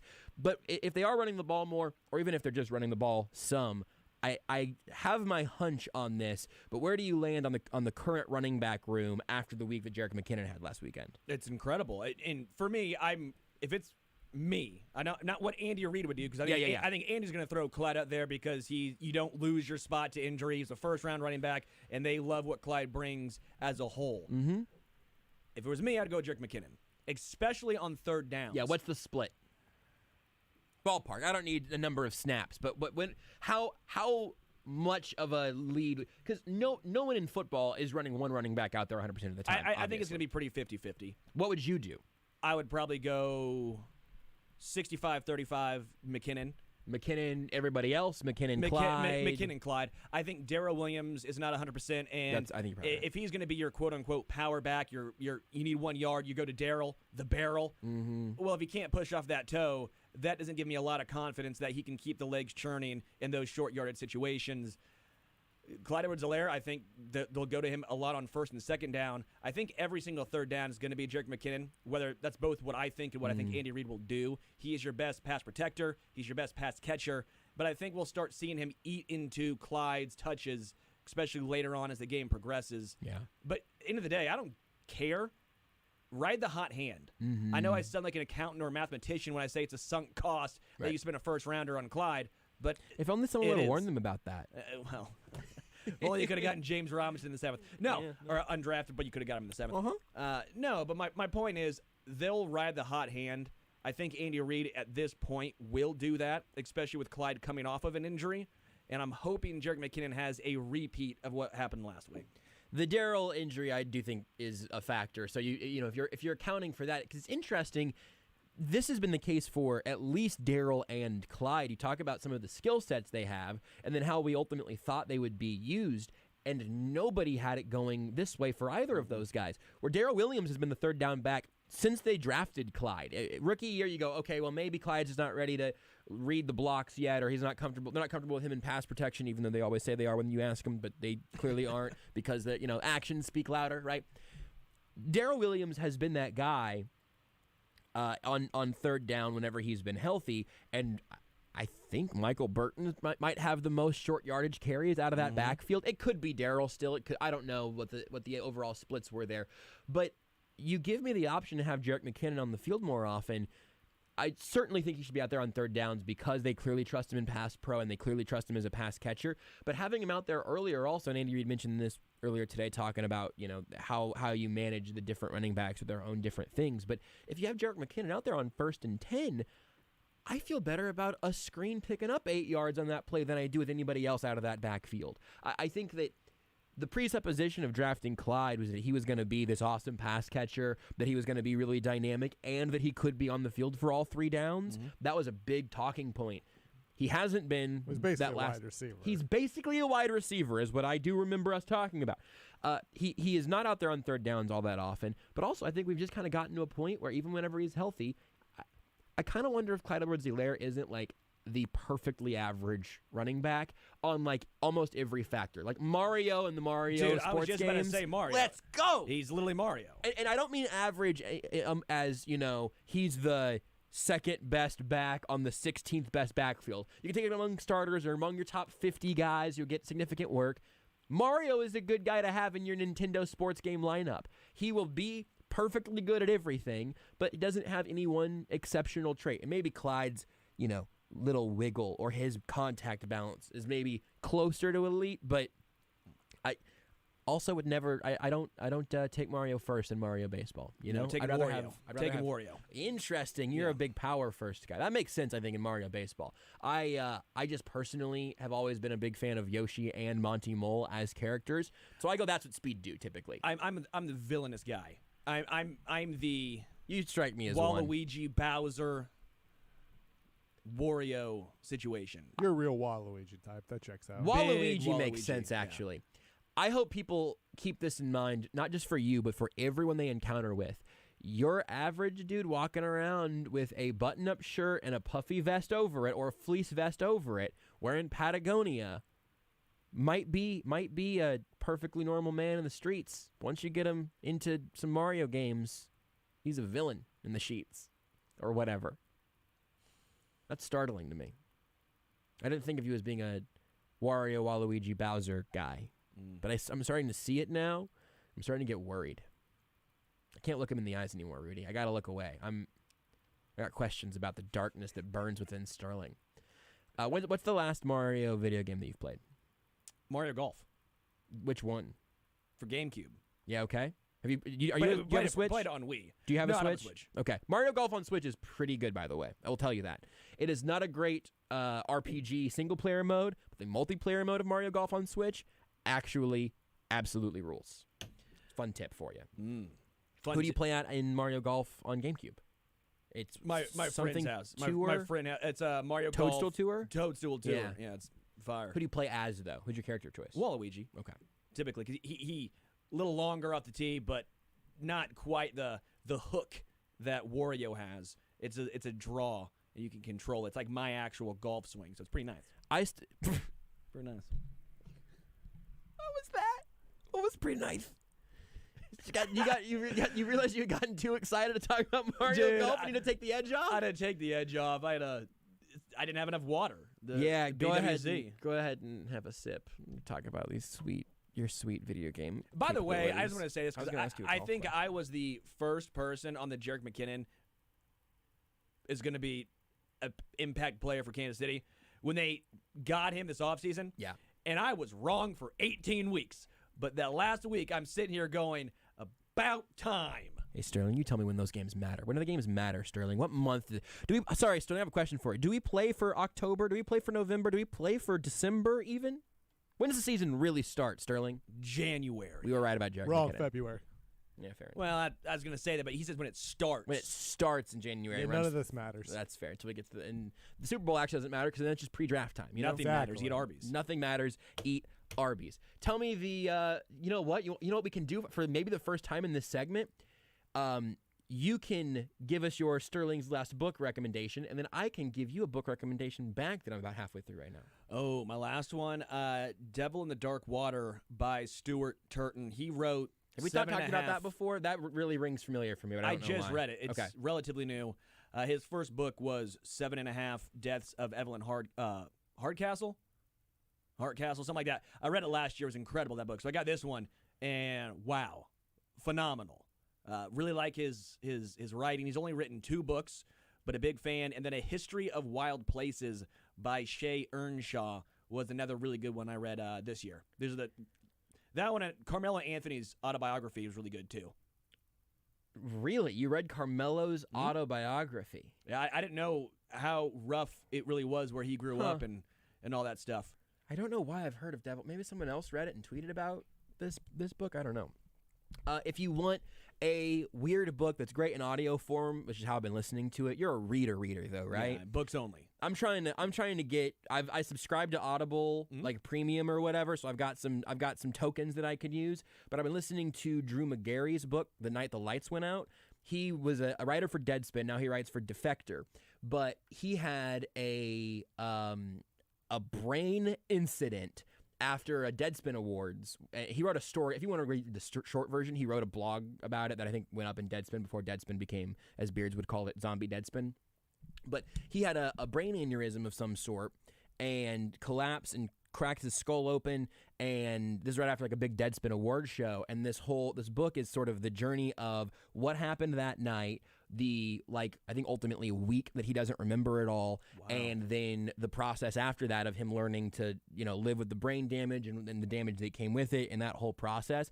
I'm about halfway through it. And for me, the first half is what I was most excited to read/listen to, because the sensation of having a period of time of medical emergency that you do not remember, that other people around you have to tell you about secondhand, is buck wild. I had a good little 30 hours or so of that. He's got like a week and change. And so that whole process, that whole phenomenon, fascinating. And Drew Magary is a fabulous, hilarious writer. So it's not nearly as dark as I just made it sound. So if you are interested in that, I'd recommend it. Yeah, I'll have to check that out. But I do remember your 30 hours of where you don't remember. Yeah. You literally kept walking around and mooning everyone. Yeah. It was just, you kept saying, "Do you see that outside, guys? It's a full moon. It's a full moon." And then I would turn over and I'd go, "Running backs matter, ha ha ha." Yeah. And that's how you guys knew that. You said run the football. Yeah. You were like, running backs matter, run the football. You got take the time off the clock and keep Patrick Mahomes on the sidelines. Yes, win time of possession. Yeah. Charvarius Ward isn't good, never has been. That one I can't get behind. I know. I figured there'd be a place we could make it too far for even the most well-hydrated man in all of Kansas City media. Sterling Holmes, follow him on Twitter at HomestretchKC. You can check him out on Darren and Sterling 3 to 4 over on our sister station ESPN Kansas City, 1510 AM, 94.5 FM, the Arrowhead Addict podcast. And again, follow him on Twitter. He's working on his Twitter game. You're growing, you're improving, you're coming along nicely. But if you want to get in and really appreciate Sterling's Twitter growth, now's the time you can get in. It's like Bitcoin. Don't wait till it's too late. Invest in Sterling's Twitter game now. Thank you, Stu. Thanks, Brisco. Take the show with you wherever you go. Listen live on the Sports Radio 810 mobile app and 810WHB.com.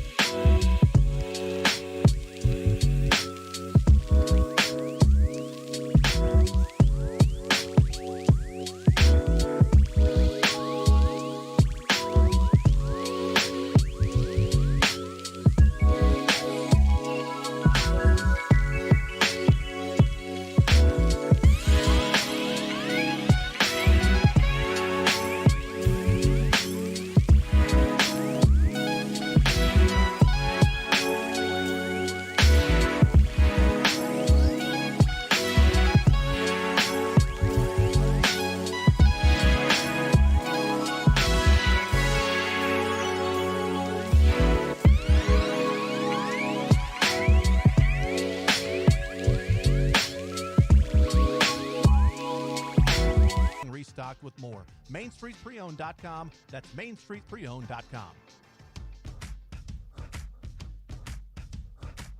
You're listening to Almost Entirely Sports. I hate Nick Bolton, and I hate him because he's a Missouri Tiger. With Joshua Brisco. I hate Nick Bolton. On Sports Radio 810 WHB. That liner was played there to prove that Rudy reads the Twitch comments. Yep. I actually meant to play it earlier, and then I just forgot about it, and then I just remembered, oh yeah, I was going to play that earlier for Wallaby. I believe it was Wallaby who asked for it. Well, asked me to get you to talk about how you hate Nick Bolton to complete the trifecta, and I just figured, why make Josh say it when he's already why make this Josh say it when past Josh has already said it?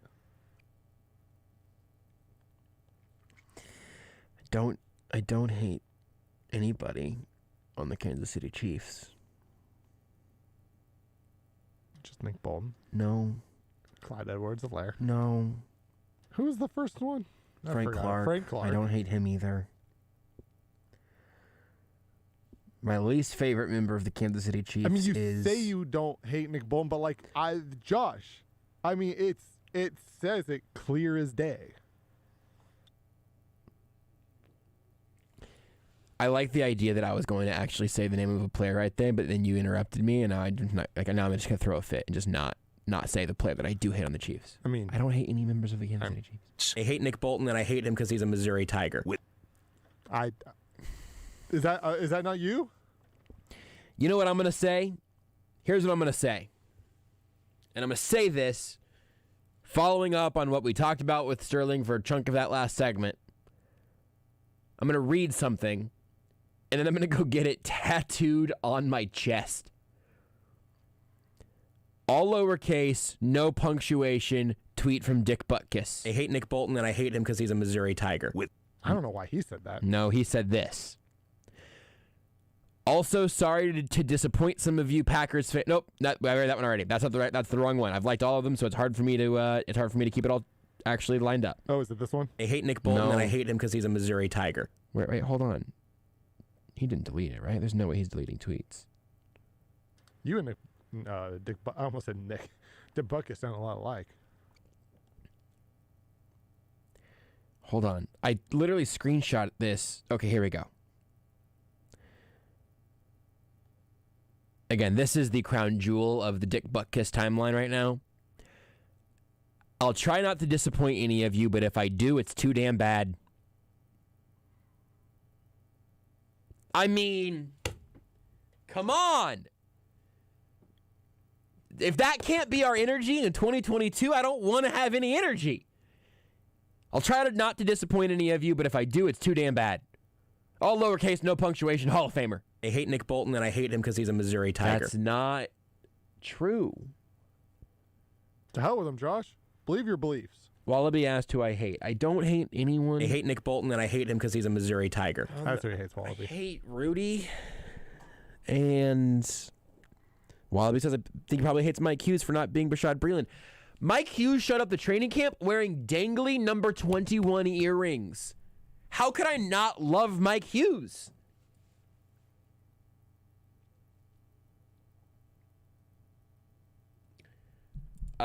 Also, lots of questions about channel points and getting more emojis and stuff in the Twitch. And we love you guys. And I just haven't gotten there. You know that. I'm sorry. Keep using your points to highlight every single message. I find that funny. Here, you get fake internet points, and I use them to fake highlight your internet comments. That feels about right. Here's the difference between us and like the other Twitch streamers you follow. That's their job. We have other stuff going on, you know? We're more than just Twitch, you know? We're busy boys. That's probably fair. By busy, I mean lazy. Mm-hmm. One of those two, for sure. Those words sound very similar and both have 4 letters. You see Mick Shaffer tweeting about Wordle? Is he really? Is he right now? No. Just like this. Like this week, I've seen him tweet about Wordle. I'm excited to talk to Mick about Wordle. They're pretty good today. I got today's in 3. I thought it was gonna be better. I'm guessing 4. I'm guessing that in 15 minutes we're going to have to fully talk about the actual word of today. So if you don't want to hear that before you get it done, go do your Wordle, son. Hey, eat your vegetables, do your Wordle. I mean, like, then you can play video games. I've seen people do Wordle for, I mean, not really for 200 days, or been roughly 200 days of this prior to me joining. Right. But it's probably about 50, a month, I would say, of it being really popular before I got it. I was like, this Wordle thing's kind of dumb. And then I did it just to be like, well, let's check it out, right? I don't want to, like, put something down until I give it a go. Sure, give it a go. I'm hooked. It's a good game. It is. You talk about it with Mick. I'm guessing. I want to know where he's at on it, because I hope it's. Oh, hey, nope, hey, everybody. New Dick Butkus tweet just dropped. Oh, boy. Matt says I can't have my damn dinner unless I make a curtain call because I'm trendy and need to thank everyone. So thank you. Now let me eat. You may eat, Dick. Excuse me? Butkus.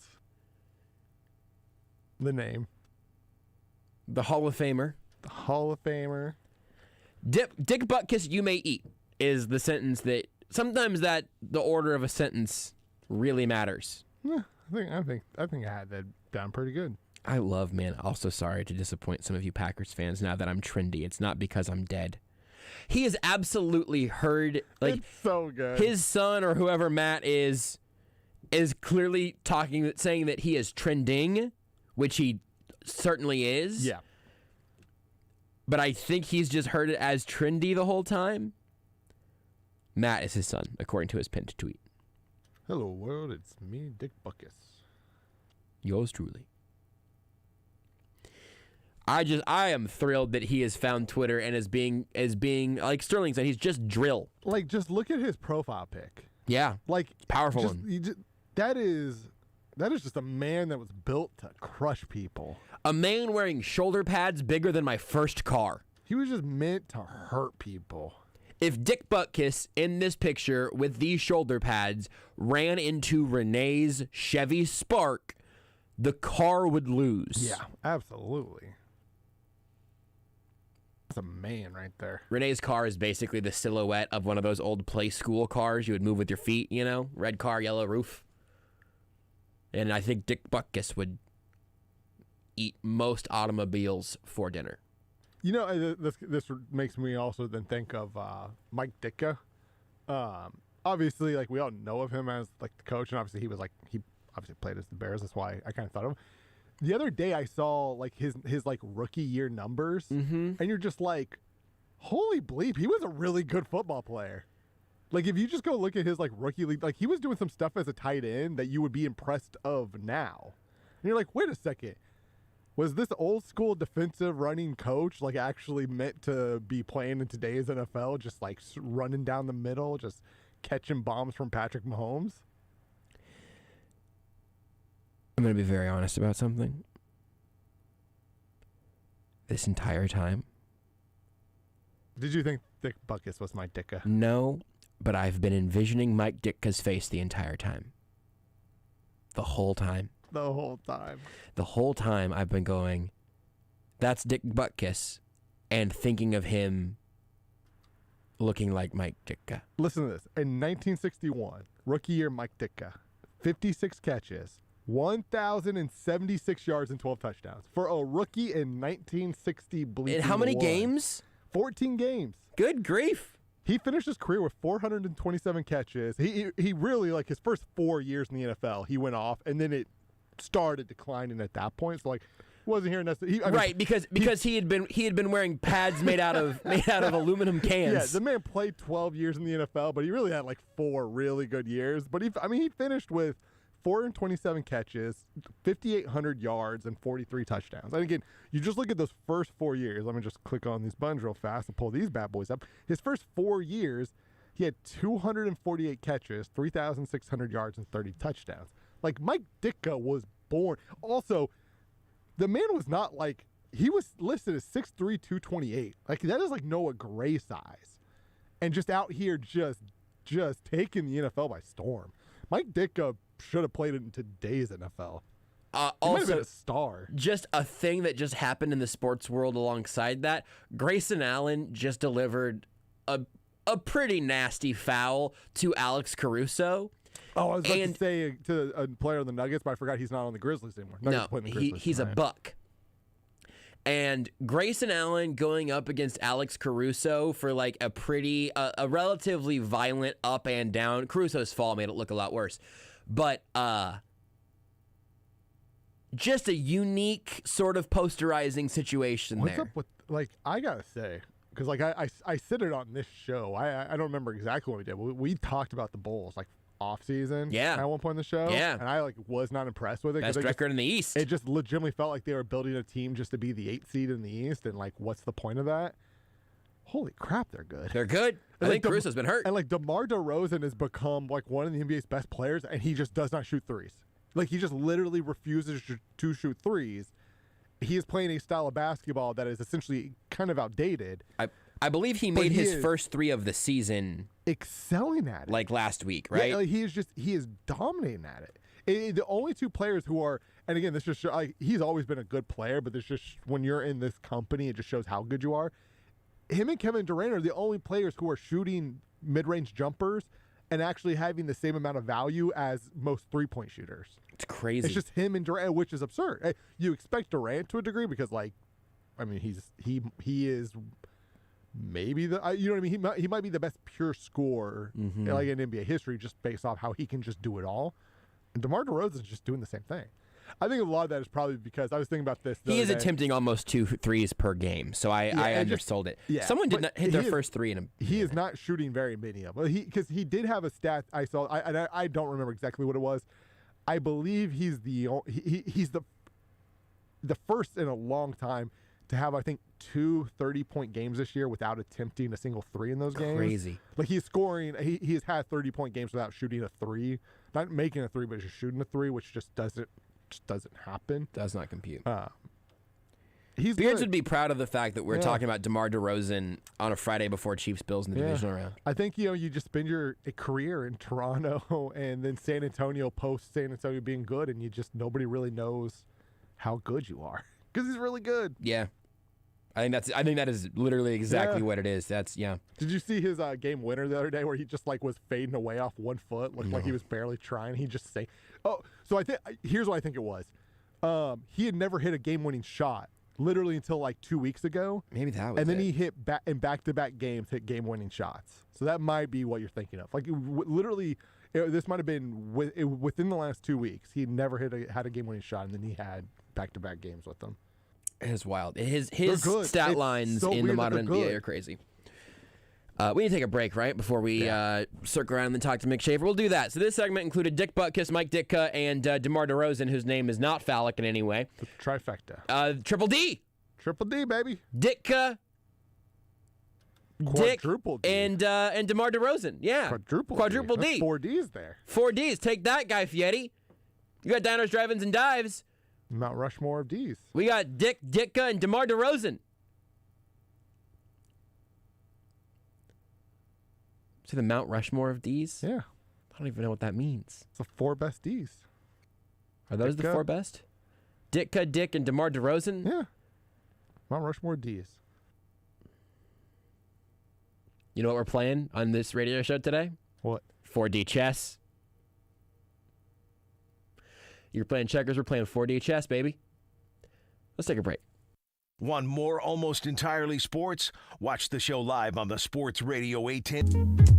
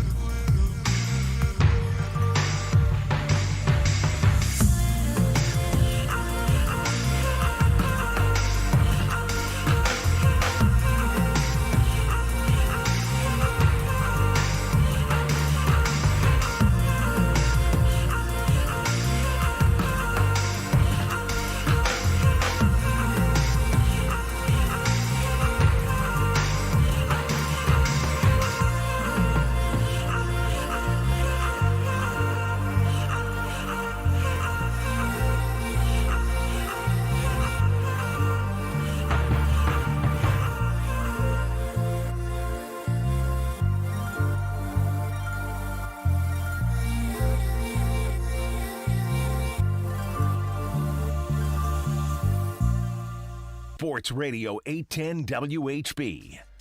Ice Pyro on Twitch said King DDD. Now it's Sextuple D's? I don't know. Mick Shaffer of KSHB 41 will round out the week with us here in a couple of minutes. But in the meantime, we're not going to do serious Chiefs final takes with Mick, so we'll do them here. Rudy, how you feeling? I'm going to go, I don't know, man. I don't know how I feel about this game. But I think the Chiefs are going to come out with the win. I think this is still Patrick Mahomes is, cementing himself as the next Tom Brady, of the AFC, the boogeyman of the AFC. So I think the Chiefs are going to win 31-27. I think the Chiefs are going to win. I think that Verderam's case about the trenches was pretty moving for me. I just also think that there is a legit 45% chance that it's just a weird turnover game, some bad bounces, and that's it. And that's all it takes for the Bills. They will not let the Chiefs get away unpunished for mistakes that they made against the Steelers. But I don't think they're going to make that many of them. I'll go, would you say 30-27? 31-27. Okay, I'll go 30-27. Mick Shaffer is next.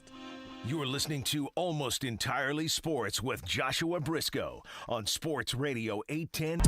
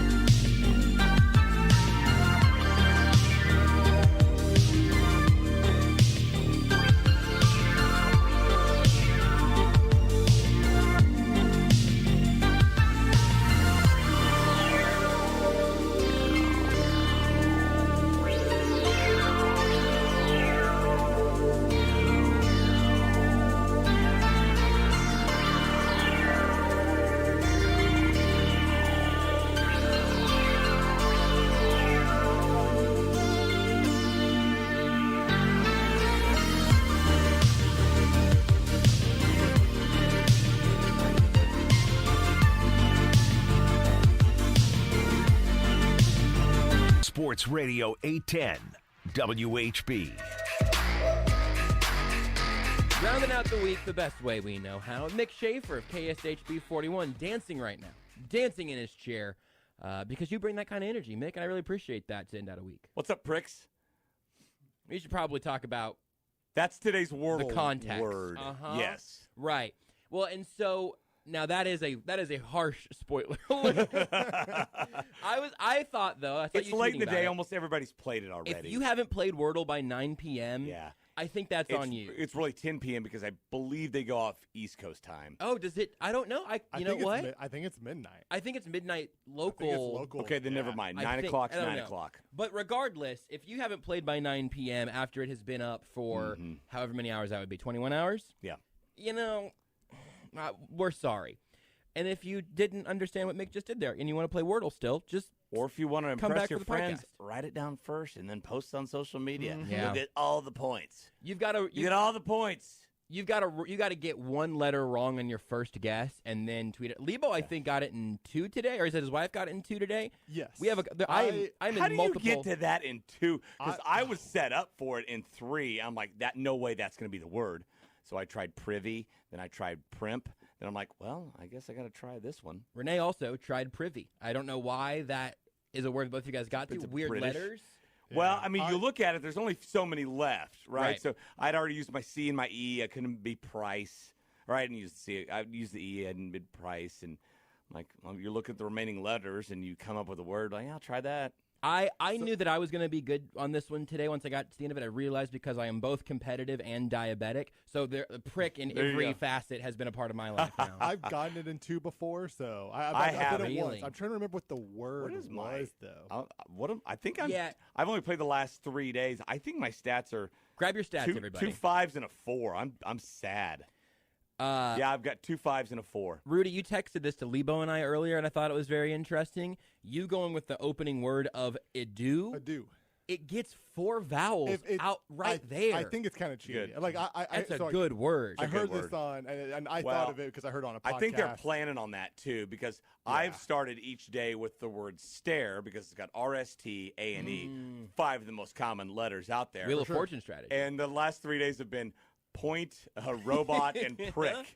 No E's or A's. And I picked a different first word every day, and I try to pick a word that kind of has like honestly like today's word, like the ends in ICK, something that's very common where there's a lot of words that can go from there, or like lunch, the NCH. Sure, yeah. A lot of words with there. So I try to pick words that kind of have like a very common ending. Yeah. That also have like obviously 5 different letters because like I'm not starting off with like paper, even though ER is a good ending. The duplicate thing. You can duplicate. Yes, you can, I didn't know that until. But my first guess, yesterday. I'm trying to knock out as many letters as I can. We have to. I think that this is the time to give that PSA to people. If you're not playing Wordle or don't know what it is, it's just a word game that you can play in your browser. You can play it on your phone. Everyone gets the same word at midnight. We think every day, and everyone gets one word. And we'll talk about that aspect of it because I think there are different takes on that particular element of the scarcity of Wordle. But you can get duplicate letters in one word, and if you get it in the right spot, it'll just show as green. But you can't tell someone that the day that the word has 2 letters, because then they know for sure to look for it. So I typed in robot a couple days ago thinking, okay, that's not right, but it's going to tell me on my R and my T in the correct spot. And I was like, oh, wait, you can use 2 O's. That's the magic right there. It's the magic Wordle. This is also, so I am 17 for 17. I was going to say, how often do people miss it? Did not get. Have you been close? Have you had any 6s? I've had 2 6s. Yeah, I've gotten and one, 3 3s. Everything else has been a 4 or a 5. I've gotten 1 wrong, I believe. Because it keeps your streak. Yeah. I am 7 of 12, or 11 of 12. Okay, and then 7. And then I've gotten a 6. I got a couple. My most common is 3 and 5. I either get it in 3 or I get it in 5. It seems like. I am afraid if I do end up ever not getting one, that will be the last time I ever play it, right? Because the streak is so important.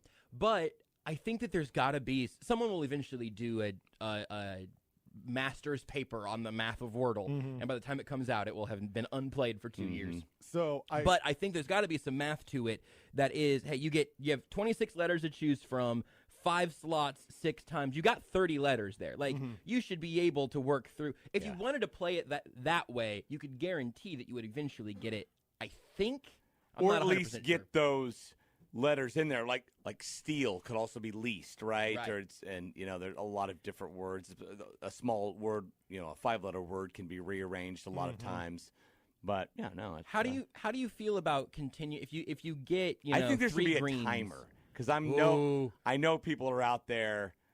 Maybe going on another site and putting these letters. How many different combinations could I get? That's a line in the sand for me. I do try to play it in the mode where I did proud, prime, and prick were my 3 today. Very satisfying little great job with the PR to begin. Really, just I couldn't be more proud or prime or a prick.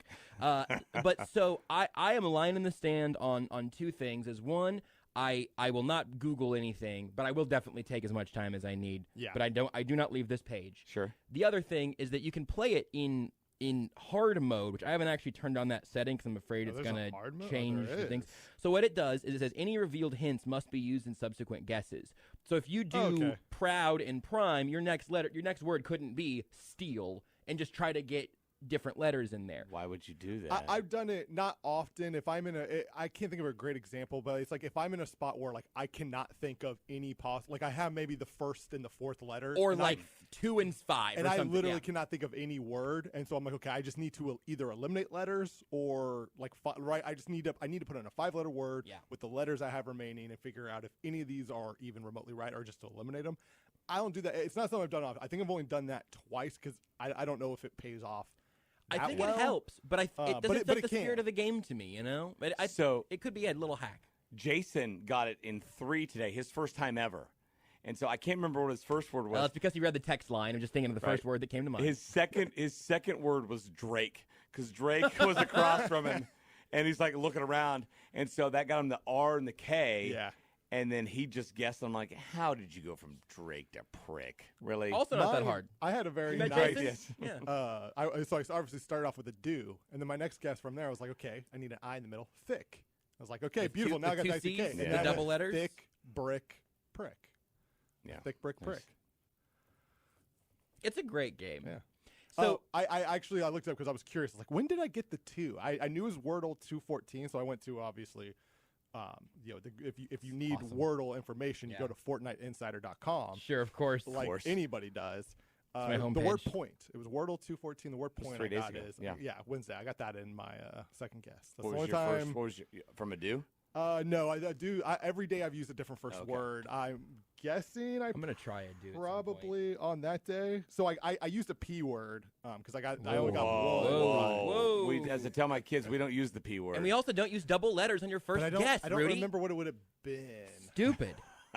What my but we're all talking about puppy, right? Exactly. Yeah, that's a lot of P's. So many P's there. It's not even helpful. So we have already had the conversation of should this game be infinitely playable, right? Part of the reason that it's got to be some so app apparently right now, there's an app that Rudy is aware of. There's not just an app. There are already hundreds. Here's the thing though. I don't want that. Agreed. The charm of this, when I get done, I want to play another one. But the charm is that, okay, for the next 24 hours, you just have to wait. Because I play at 12:15 at night. I'll get home and play. You can see what everybody else did online. We share it with my wife, my son. We share it, and it's kind of funny to where there's only 26 letters. You can kind of see what they wrote beforehand and figure out. Okay, I bet this is the word you started with. I know this is the word you had right before prick. And that's what I went with. Yeah, so if you go to the App Store, you have Wordle with an exclamation mark. You have Wordist. You have Wordlits. You have Wordle-Word Puzzle. You have Wordy. So our family was addicted to a game called Word Cookies for years. I finally deleted it from my phone. It would give you a 6 or 7 letter word, maybe it went up to 8, and it would be in a circle and on a cookie, and you had to find as many words, and it would list. Okay, there's 16 words these can come up with, some are with 3 letters, some are 4, some are 5, some are 6, and then you just draw. You take your finger and you draw and you spell it out. Yeah, I've seen these games and ones like it, and I also really like word games. It's a time suck, man. But I think I just need to not download it. I think I need to know myself well enough there. That's what I did. The other thing stick with Wordle. The other thing with Wordle is that how many group chats right now are staying alive off of the back of Wordle around the world? It's got to be 1 billion, because I have at least 3 or 4 different people or different conversations of just like we just send our chart, and then talk about how great or stupid we are. Mm-hmm. That I have talked to Matt Derrick around the frame of Wordle more over the last 2 weeks than I have about anything Chiefs or otherwise life related. Wordle is there for it. Yeah. I'm also thinking, like, how should we just get the group chat together and then just have an 8-10 team an AES competition, you know, because I think we're all competitive pricks, and I'm a thick prick. Hey, bragger. More of a brick in that case, actually. Or he's a liar, one of the two, right? Yeah, that's only 4 letters, though, is the issue. Liars, you're liars, plural. Also, I don't know if you haven't been listening to the show forever all the time, you might not know that Mick does have, many, many strange talents. But this one in particular, you mentioned the game word cookies earlier. How many letters in the word cookies, real quick? 7. Okay, what about Wordle? 6. What about thick? 5. Prick. 5. Brick? 5. Thick, but with 2 C's. Oh, 6. Well, are you adding the K That's there? up I to don't you. know how. That's I up got to to know how to That's spell up to the you. word. That's up to you for figuring out how to But like how to spell Sports it. 6 Radio 5, Budweiser 9. Yeah, Aardvark. You need to. That is 8.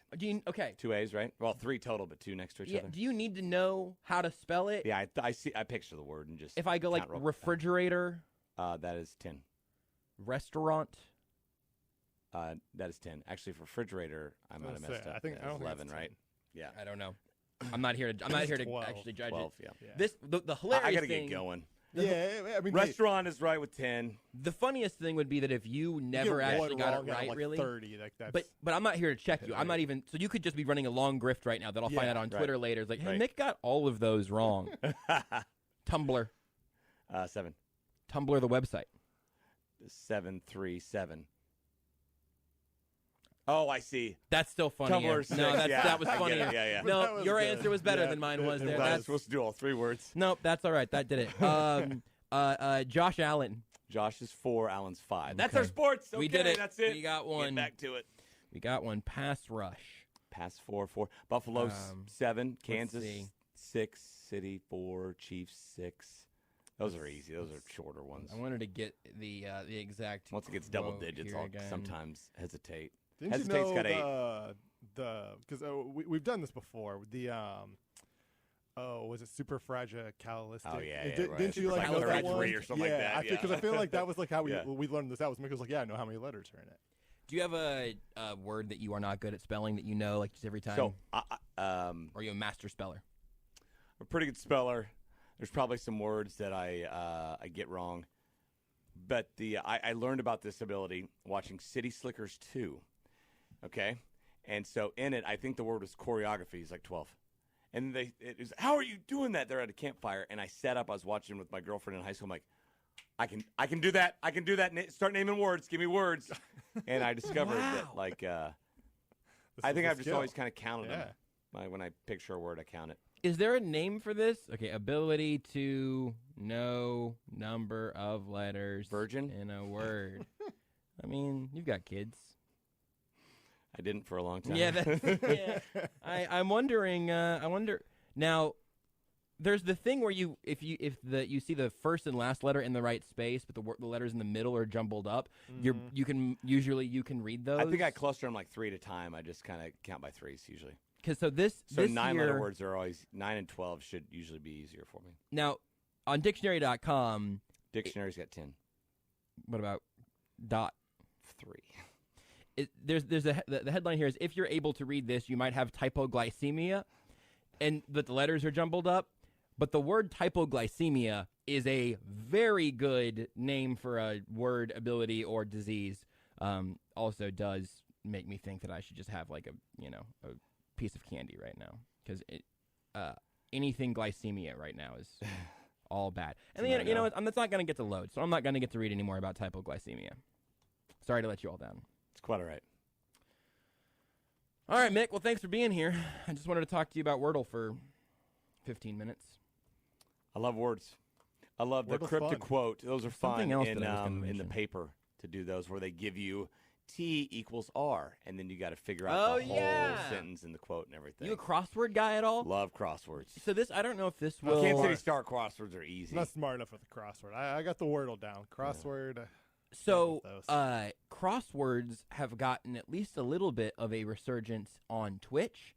It is something that people will do on their Twitch streams, and they'll just do a crossword, and you could probably either choose to look at your chat and get help from there, or block them out and go that way. So crossword and Wordle, I think, are going to continue the evolution of word games. There we got the game. Whoa.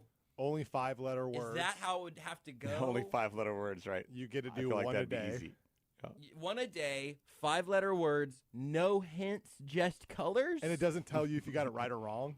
Like at the end of the day, like. So at that point, I think you're making a crossword. But it's all it's 5 letters, you know. Yeah.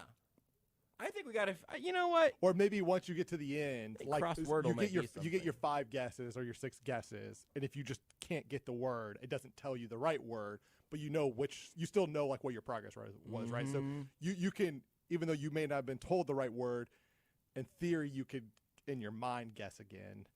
But if you get it wrong, but you know what I mean, make it a little bit of challenge for the intersecting words and stuff like that. Let's get on It this. is funny in Workshop this age of Might be something there. just what Fortnite, you got maybe Candy Crush on your phone, and all these kind of not complex, but a lot of things that go into. You got to figure out all the rules and learning all this stuff.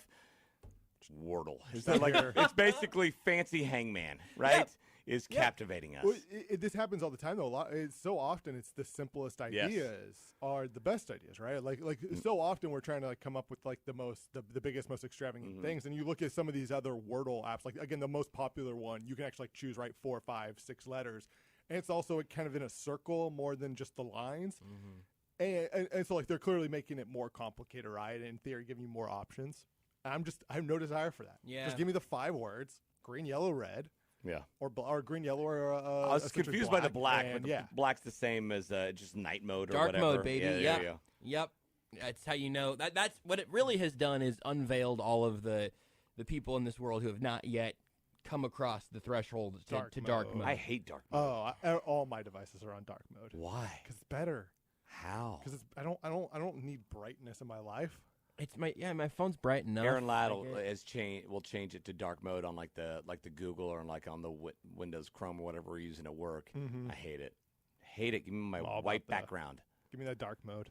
Interesting. Yeah, Although they do say, no, I guess it would be the easiest sign or symbols to read are black letters on a yellow background. That's why all those signs you see, like school crossing or whatever. Interesting. It is actually easier to see that black on yellow than it is black on white. Huh. I mean, I guess it makes sense that there would be a rhyme and reasoning behind That's why. The government putting, obviously like black on a white black text on a yellow background. Yeah. But I just never crossed my mind. Red is obviously a big catches your eye. It's why stop signs are red. But then if you need to put information, that's why a lot of times they do black lettering on yellow background. And it kind of makes sense with the stop sign because you don't necessarily need to read stop, right? You just see red, yes. and it's like, hey, stop, right? Like in our mind, red is we are inclined when we see red, we stop. That's why wonder when you turn 810, you see all the red and you just freeze. Stop. Yeah, the dial just stays on 810. Yeah, that's right. Right. Yeah, that's why we went with that color. We freeze you in your tracks. I wonder if that's also if that's true in neutral situations, if that's only true outdoors, if it's both.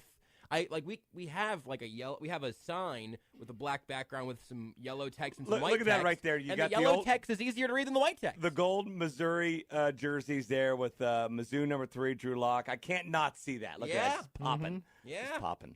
Huh. We really do learn something every week. We do. Did you have a single solitary Chiefs take for this, by the way? Because it's been a weird couple of days because of all of the Willie Gay stuff, and then also they signed Damon Arnett at the end of yesterday, and everyone's like, oh, it's pretty cool timing for a guy that's not been particularly good or good to have around good for his career. Yeah. Just been generally just kind of been bad. just kind of a double negative. Well, yeah. I mean, thanks to the awful tragedy that happened in Las Vegas this year, his stuff kind of gets really swept under the rug, right? Yeah, absolutely. Yeah, he became the second line item for first-round picks out of that draft to be cut within a same week. draft? Same draft I class. didn't know that. Yeah. Same draft class, cut a week apart. So I don't know if you have anything just pressing on you about either of those stories, because if not, that's fine. We spent plenty of time on it yesterday. But also, like, we have a legitimately great football game that I feel like we've only started to fully talk about today, and it's Friday. Wow, we should take the backseat to Wardle. Yeah, absolutely. Deservedly so. It was good to hear earlier today Willie Gay's going to play. I think he was always going to play. I mean, you have, felony charges still against Frank Clark, and he never got suspended or anything. Yep. So the guy broke a vacuum and a door. And so you can, hopefully things are okay domestically there, but everything worked out. And look, maybe her phone call was good at that time. Maybe it would have escalated. Maybe she should have made it. I don't know, but he should play, and he is playing. So that's good for the Chiefs. Mm-hmm. I'm going to say this. My one takeaway is that, Melvin Ingram is the only Chief that's beaten the Bills this year, by the way. It was week 1 when he was with the Steelers. Yeah. Yes. We talked about it on the zone. Josh Allen is 52-1 against the Chiefs roster this year. And so, but the Steelers beat the Bills. Yeah. And roughly the same era of the schedule this year that the Chiefs got hammered by the Bills. So I don't think you can take anything away from that week 5 deal. I get it, the Chiefs turned the ball over a lot, and that was a big deal. I expect the Chiefs to turn the ball over on Sunday. Hopefully it's not more than one time, but bad stuff's probably going to happen. But I think they can weather the bad stuff storm against this team.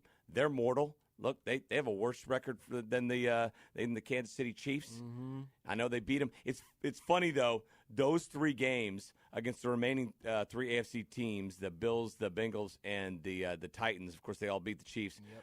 Those are the 3, PTSD games for Chiefs fans, aren't they? The most, right? Those 2, even more than the Ravens. We fumbled. We should have beat the Ravens. But those 2, especially the Titans, right? Yeah. And then the Bills beating them by 3 scores. And then Bengals maybe not so much, but it's recent on the mind. Those 3 teams are the ones that are left. There are scars that are still there that have yet to heal on Chiefs fans. Yeah, they're supposed to be measuring stick games, and they were, and they measured that the Chiefs weren't standing up to those other teams at that point. It is kind of crazy how the Chiefs, since Patrick Mahomes has taken over, the Chiefs have been, had more success than just about anybody, right? Since the start of 2018. And this playoff run is kind of like the revenge tour, because you have obviously they dominated Pittsburgh this year, but there's a little bit of Pittsburgh playoff memory, right? We've had some bad playoff memories of Pittsburgh. Now the rest of the AFC you lost to this year, and then there's a chance, we'll see what happens, you might be rematching with the Buccaneers in the Super Bowl. Who is? I think the last coach or team to beat Andy Reid twice in a season, I believe, was the Patriots that 18 year, right? Because they beat him in New England, and then they beat him in the AFC Championship game. I don't know how many other times it's happened in the last 6 or 7 years, ever since the Chiefs started their run of the AFC West. They've been too good in the division to have lost any of those teams twice, and they haven't lost a lot of playoff games. We know who they lost the playoff games to. I don't think they lost to the Titans in the regular season, right? And after 17, and I don't think they lost to the Steelers in the regular season in 16, did they? So it doesn't happen much, beating them twice in the season. And so I think that's a good thing for the Chiefs, because they're going to have to beat 2 teams that they've already beaten. Where's your heat check on Josh Allen? They've already lost to. Where are you at on Josh Allen right now? He's on the hype train. He's volatile, right? He's up and down. He's one of those deals okay, when you're a fan of a certain team in a certain market, you know everything about that team, right? Every play, every player, all that stuff. Every other team, you're just catching the highlights on SportsCenter, and that's it. You're not seeing the interceptions. You're not seeing the bad stuff. If the team wins, you're seeing the good stuff. Or if you played them once and they were awesome, like the Bills were in Week 5, that's all you remember. But you forget, no, they were bad enough to lose to the Steelers. They lost to the Jags. They lost to the Jags. They're bad enough to lose to the Jaguars. Josh Allen beat Josh Allen. This is the thing. The AFC has been really weird this year, because you just look at honestly, the team that probably you feel the Chiefs have obviously been playing well, but the team that's maybe had the least amount of weirdness might be the Bengals. Yeah.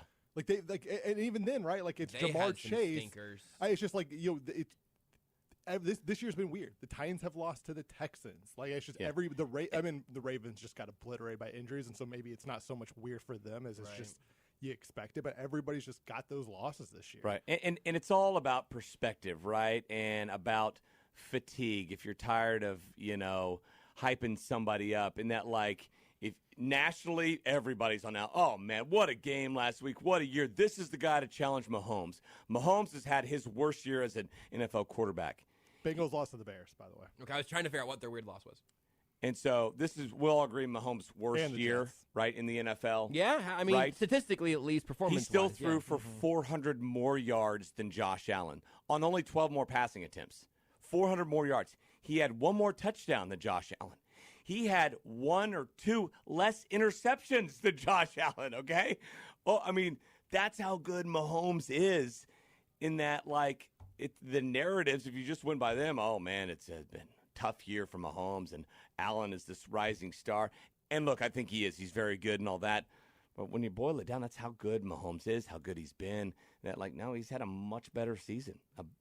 He led his team to a better record. He's got every stat that's better than Josh Allen. Yet the narrative wouldn't make you think so.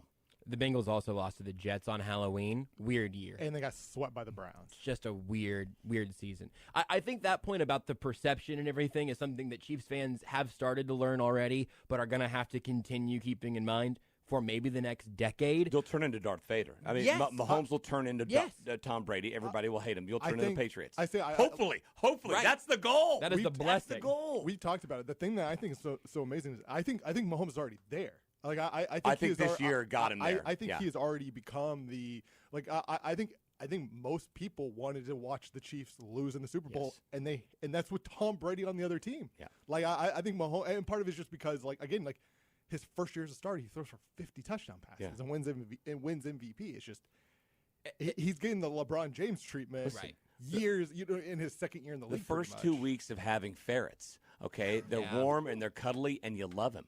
After that, they're still warm and cuddly, but you realize they crap all over the place. Good news. They kind of stink a little bit too, and then a month later, your son sells them back.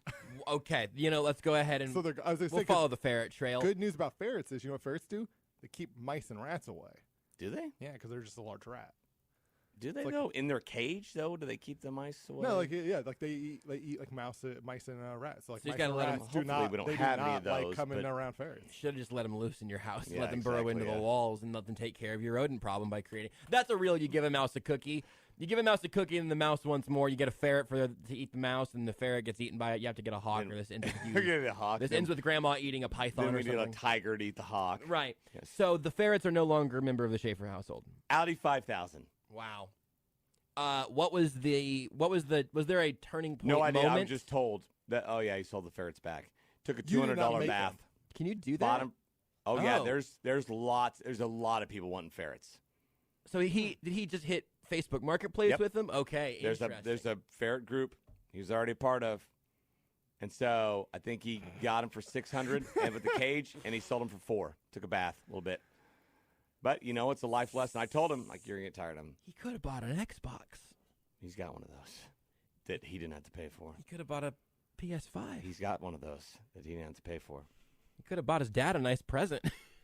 He's got one of those. That is true. He didn't have to pay for that. The present might have been that the ferrets are gone now. Yes, I guess that's Merry. So he basically Christmas, spent $200 of his own money for us to not have ferrets, even though we originally didn't have ferrets. Here's the thing: is I think I have a memory of I was probably 13 or 14, and I had just gotten a cell phone, and I used way too many minutes, way more than I was supposed to use, and that phone bill came in. And I think it was like $300. And I was left holding the bill at the end. I remember that with some amount of like pain and thinking that's a lot of money right now. Yeah. That was a lot of money then, but I had to pay for it. It might have been less than $300. I might be adjusting for inflation. I don't know. But you know what I learned right then? I learned a $300 approximately lesson. Yeah. Your son has learned a $200. He paid $200 to learn something about himself and something about ferrets. Yes. That's an investment in his money. future. Yeah. So I guess it could be worse, what I'm saying. You get some perspective there if you catch him, being down $200 and bummed about it. Yeah. We talked about he's like saving up for a truck for college. He wants a truck. We're like, okay, all your own money. You do this down payment, whatever, we'll match, yada, yada. You pay the deal. And I'm like, but that's for months and months. You got to watch your expenditures. I know. $600 on ferrets. And then That's so much he money. loses $200. That's so much money for ferrets. That's with the cage and everything. Yeah. Big old, like, 3-level tiered cage. And then all the toys and the accoutrements that come with them and all that stuff. The accessories, the food. Yeah. That was for 2 ferrets and all of their things. 2 ferrets, yeah. Wow. They came with a lot of baggage and a lot of suitcases. They had Louis Vuitton ferret suitcases. Any other continuing consequences from anything else from that week of so much trauma and so many questionable choices? The 10-year-old girl doesn't watch Yellowstone anymore. Good. Just because it's out of season. Right, right. She watches the streaming. Big 1883 fan. Yeah. Yeah, she got really into Peaky Blinders. She did, yes. Wow. Okay. Well, I'm glad that we got the update there. What were the ferrets named, by the way? Do you know? I never touched them. Literally. I'm like, okay, I don't need to play with ferrets. Mm-mm. They were named Izzy and Lola. Okay, I think we did talk about that because my grandma's name is Lola and Matt Derek's cat's name is Izzy. So do you know if they're keeping those names in their new homes, or are they going to get renamed? That's a good question. Ferrets I don't know. Probably don't care, They right? don't care. They don't know. They'd just be like, hey, ferret. Hey, ferret. And I'm guessing that they would still ignore you probably. Yes. Last question before we move on to the thing that everyone's looking forward to, and we will go back to the 2021 trivia next segment. You're wearing your Tiger King hat. I am. Have you watched season 2? I have. Okay. I don't know that I've spoken to anyone who has. I have also not seen it. How? Why not? Seen it. I don't know. Great. Okay, I just wonder. I needed an endorsement from somebody. Nobody's talked about it. Absolutely great. Okay. It's more on the Carol Baskin murder, not murder side of things. Because Joe Schreibvogel, Maldonado, Passage, Exotic is in prison still. Mm-hmm. And a lot of that is on the efforts to get him out. They really thought Trump was going to pardon him. They really did. He had a car. There were movements waiting for him They at the did. prison, like At on the the day prison. whenever when Trump did his And do you know what the day was? When was it? January 6th. No kidding? Something else happened that day that diverted Trump's attention.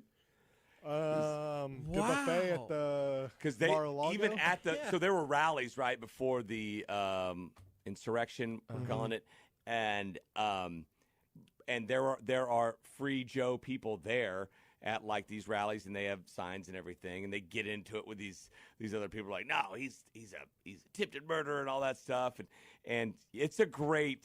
It's not as good as the first season because the first season like, oh my God, there are people like this. Right. They revisit all the people like that, the ones that are alive. Yeah, because they're not all. Well, and then the one guy that turned on Joe basically has had an epiphany. He's like, I'm going to tell you all the truths of my life, and he won't stop. He's telling everybody. Which one is that? The guy who rode off on the jet ski guy? No. Was it he the guy he's who part floats? of it, Oh, but he's okay. the guy. He was the dullard, bald guy they were gonna have go. He was the hired hand they were gonna have go and kill her supposedly. Okay, yeah. I can't remember his name. He's not the smartest. Yeah. But he just and the guy on the jet ski turns like, nah, he shouldn't be in prison. Now all this stuff I said was true, and so it's What? And then Oh no. and then shocker, Jake, is it Jake Lowe or what's his name? The guy that came over from Vegas to take over, Jeff Lowe. Jeff Lowe. And yeah. his partner with the even crazier wildlife guy from Indiana. Yeah. They take over the zoo in Oklahoma. Shocker, things don't go well there, Yeah. right? They butt heads. Whoa, Nobody hey, saw that coming. Spoiler alert. All right. First you spoiled Wordle, and then you spoiled that the people in Tiger King aren't great with managing Right. wildlife. Yes. Don't work well with others. Wow. Yeah, do we get more on Jefford Lowe or whatever his name is? Oh, a ton more. Okay, because it seems, I think season 1 ended with him pretty much being the top of a cult, right? More or less? Like a sex cult. Like a I would sex say, yeah. cult. Yeah. It was funny. Why haven't I watched season 2 yet? I remember watching the first season and being like, "Oh, this guy seems like episode 1. This guy seems awesome. This is the guy who you want to be." And then you get to episode 2 and you're like, Oh. You would have been in the sex cult, Rudy. This guy's got a totally sex cult. You would have been in the sex cult. Well, and then I don't think I'm his type. one more thing I'm going to spoil because I can't get it off out of my mind right now. Oof. I think the code is they would have a radio code at the zoo whenever patrons would come in and all that.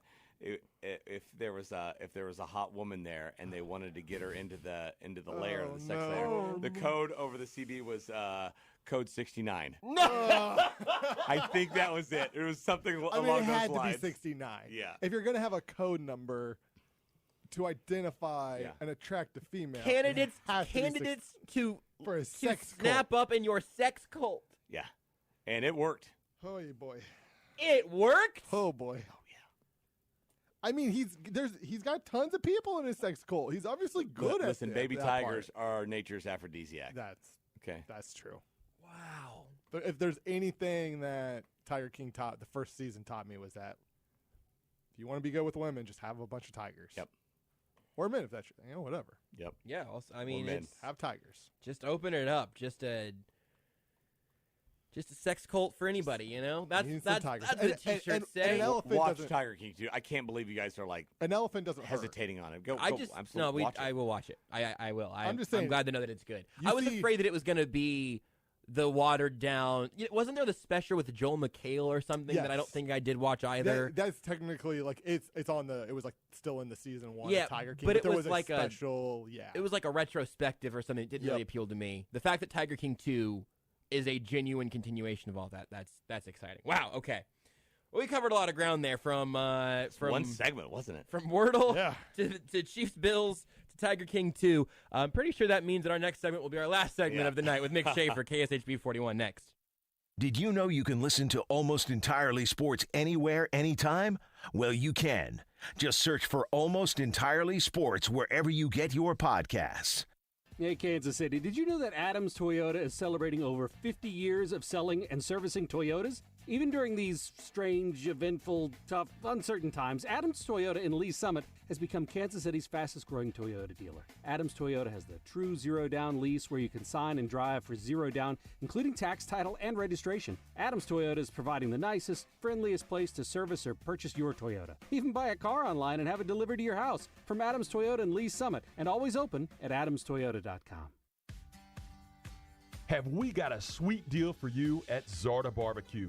For only $8.99, pick up a tender, juicy hickory smoked pulled pork sandwich, topped with our Southern-style coleslaw and drizzled with our tangy Carolina mustard sauce. You'll get your choice of Zarda's world-famous baked beans or those hot, crispy French fries. The Sweet Carolina deal with fries or beans, just $8.99 for a limited time at Zarda Barbecue. Come get some. Do you have a frog? A freezing room over the garage? Now that everyone is home, are you looking to convert your frog into an office, a schoolroom, or a comfortable room to escape your family? With no ductwork required, Mitsubishi Electric offers room-by-room air filtration and precise temperature control.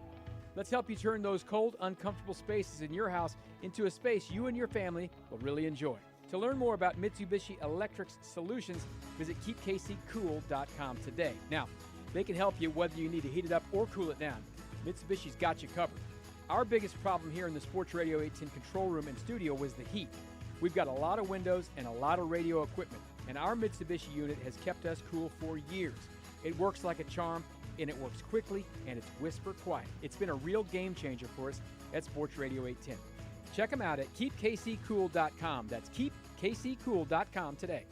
Stephen St. John here from our friends at CarStar, the auto body repair experts. Are you ready to be part of a winning team?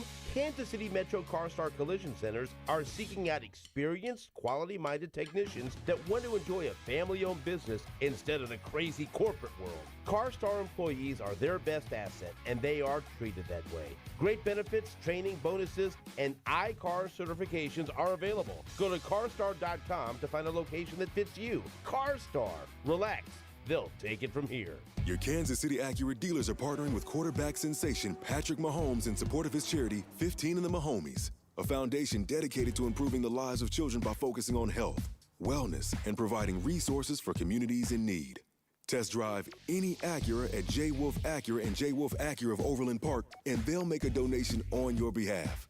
Plus, you'll be entered for a chance to win a Patrick Mahomes jersey. Shop, save, and make a difference at your Kansas City Acura dealers. At Subaru of Olathe, we put you in the driver's seat with at-home test drives and a simplified buying process. Need service done on your Subaru? Subaru of Olathe will come to you and pick up your vehicle and return it after the work is done. For an easy, convenient, hassle-free buying experience, shop us online at SubaruofOlathe.com. We'll even deliver your new Subaru right to your door. So however you like to shop, online or in store, Subaru of Olathe puts you in the driver's seat. Get started today and shop our huge selection of vehicles your way at SubaruofOlathe.com. Hi there, Gary Giles with Giles & Jewelry. Everybody knows Giles & Jewelry is the place to buy an engagement ring. Thousands of diamond rings, quality second to nobody. Come on into Giles, 95th and Antioch, right in front of the big high B. Giles & Jewelry, we're the jewelers you'll recommend to your friends and family. Giles Jewelry for the best that's yet to come. This is for the men who never settle, the ones who miss the fairway all day and still pull out the big stick, the type of guys who will always prefer to be behind the grill than in front of the camera, and the men who never let their friends forget about a high school nickname. This is the Lodge mentality. This is Twin Peaks. Nothing makes cheering on your favorite team better than wings. Pair your at-home game day with Twin Peaks Wings. Find your favorite store at twinpeaksrestaurant.com/locations. Winter is the time that I used to dread for my garage floor. Snow and ice mixed with salt dripping from my car onto that garage floor. It was a mess and hard to clean. With my new E-Tech floor, that's not a problem. It's easy to clean, the concrete is protected, it looks great all year round, and my floor has a 15-year warranty. Give E-Tech Custom Coatings a call today for a free estimate. That's ETEKCustomCoatings.com. Locally owned and operated. Pick up a 2-pack of dinners for you and your spouse. Get a 4-pack or more if you got a full house. We'll pack it up fresh and send it on your way. Come to your local Good Sense. Get some today. Salmon, pot roast, cookies if you please. We'll pack it up fast so dinner is a breeze. Come on down to Good Sense and visit our store. Or give us a call and we'll come knocking on your door. Good Sense makes good sense. Hey Chiefs fans, meet car shoppers Joe and KC. Joe used the traditional car shopping sites. His personal info was sold to dealers and marketing companies, and now he's getting bombarded with calls and spam. Casey used One Request, where her personal information was not shared or sold. She found several great cars and communicated with dealers anonymously. She didn't receive phone calls and was able to stop all messages when she was done shopping. Casey for the win! Visit OneRequest.com or download the One Request app today. This is Almost Entirely Sports with Joshua Brisco. I'm an easy to peg what I'm doing, and it's golf. My cover is exactly like the book. On Sports Radio 810 WHB. Last segment of the week here with Mick Shaffer, KSHB 41, and what is becoming a recurring bit you call it recurring. that I'm excited to continue here now. Getting close to tradition, but not there yet. Did we play music last time we did this? I think we did. We did. And music. And now here we go. Mick Shaffer. What are our categories today? What was that? What you do? You would do the open game we used to do. What was that? I forget exactly you would what do it was, this, but Josh, this little mousy little. It was about a year ago. Josh would make me sing. Oh yeah, about a year ago. Yeah, I forgot about forget that. exactly what it was, but I do remember having to sing. You recorded it. It was well produced. Yeah, you it was put a lot of effort ahead of into time. It. I layered multiple tracks, Yeah, of onto course. It, yeah, I remember that. That was a good bit. So Jeopardy-style rules. Asking us a question. 100 to 500 in 3 categories. Mick Shaffer, what are our categories? What would you get on World today, there, Rudy? Oh, today I think I was. Oh, let me pull it back up. Was I 4? I believe it was. I got in 3. Okay, so you're up first, Josh. You get to pick. So we have Kansas. We have the Olympics. We have television. Let's start off with television for 100. Television for 100. Squid Game is a Netflix survival drama set in this Asian country. Rudy. Yes. South Korea. What is South Korea? Very good. Where is South Korea? It's an Either Asian one. country. Oh, I see. You gotta track your own score. Okay. I will not track your score for you. Here we go. Here's some post-it notes. Thank you. You have a pen? I do. Great. All right, so you get the second one. Your pick there, Rudy. Let's go television for 200. Television for 200. Cobra Kai Season 3 saw the return of Allie Mills, played by this original Karate Kid actress. Come on, an all-time hottie, boys. Oh, no. No. Josh. Yes. Who is Jaden Smith? No. He was in the reboot. Rudy. That's all I have. Who is Jackie Chan?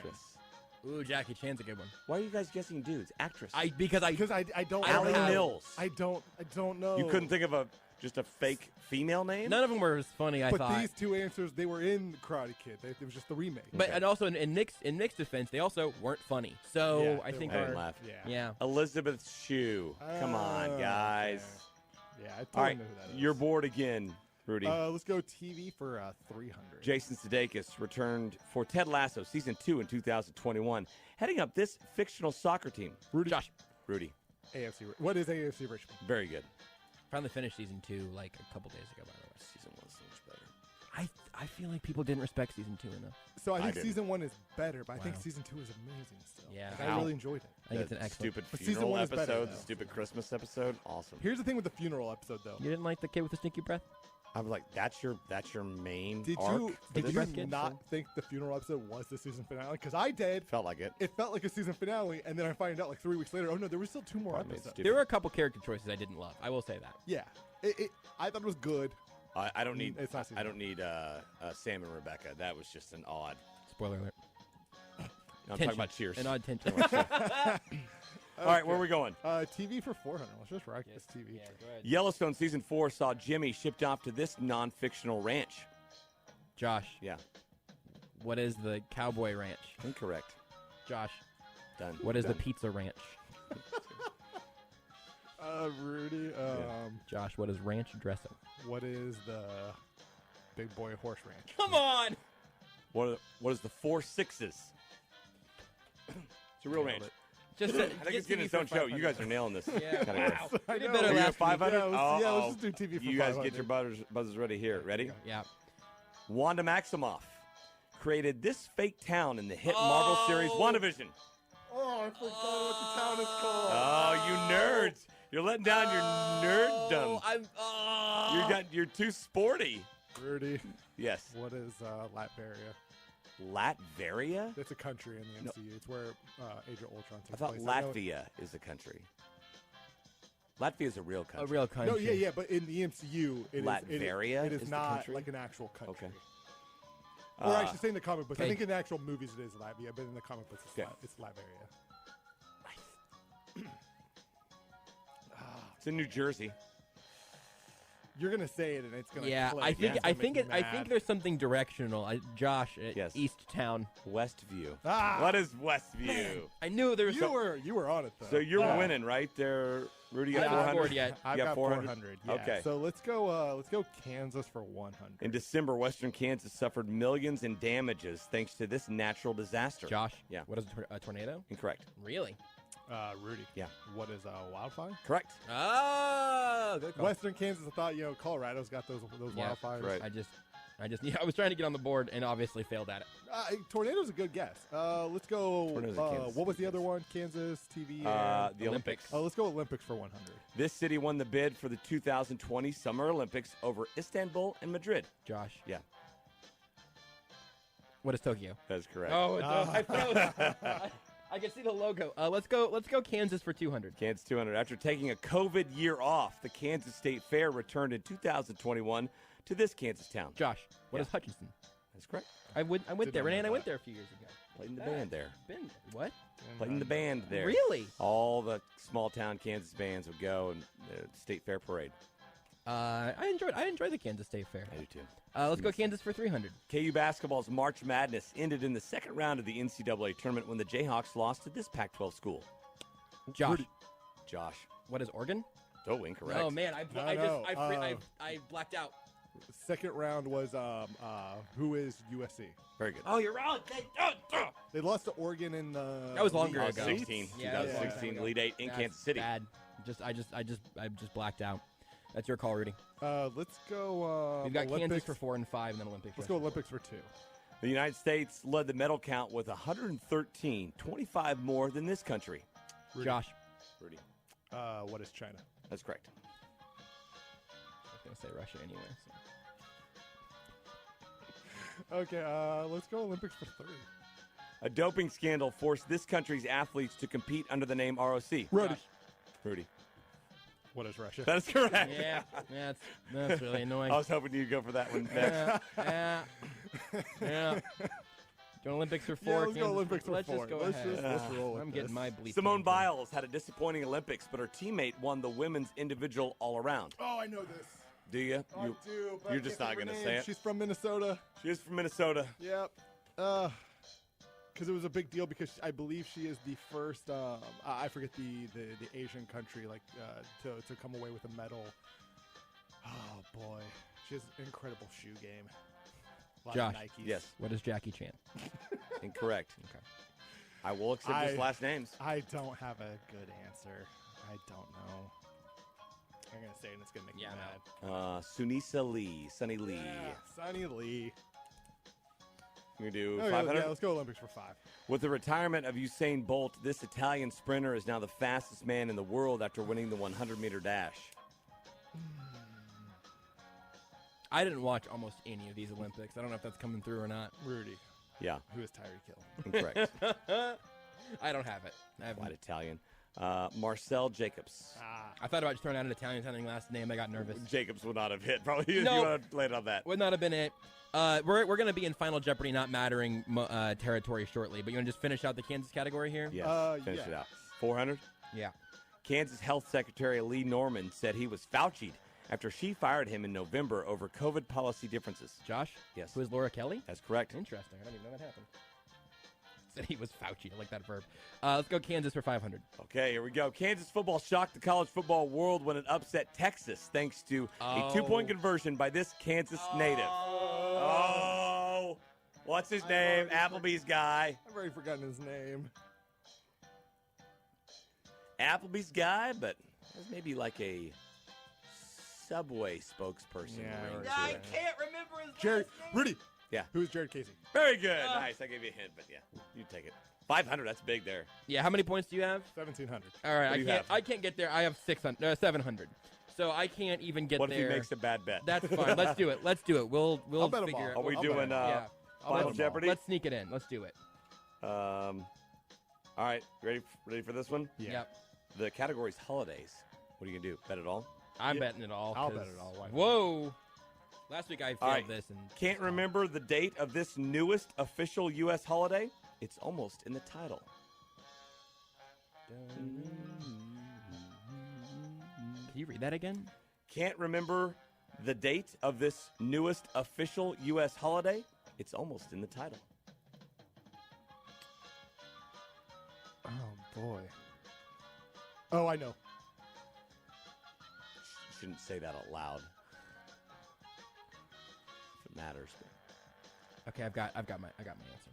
Okay, Josh, you were in second place. We'll go with you. What's your answer? What is August 11th day? But it's actually on August 12th. That's great, but incorrect. That makes sense. Why don't you wager all of it? I'm broke. Rudy, what's your answer? What is Juneteenth? Juneteenth is No! No! Took a bath in this one. correct. That was a good. I liked that one. I phrased it well. It was. Very That was No, good. your questions were good. Your players were awful. This is what it must feel like you guys to be. were buying NFTs in all of That's right. 2021. Okay. Yep. I was buying NFTs and not watching the Olympics. So, Mick Shaffer, thank you for Thank being you. here. It's Thanks always for a having pleasure. me. Thank you for bringing trivia. We'll have more next Although week, there's probably. So many more. Can't wait to get my ass kicked again. All right. I got Bye, Sports Michelle, Saturday Michelle, tomorrow Michelle, morning. bye, and Mom, that's, bye, Michelle. that's how the show ends now.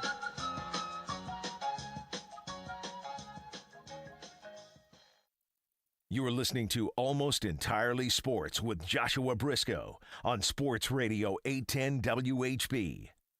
Hey, Kansas City.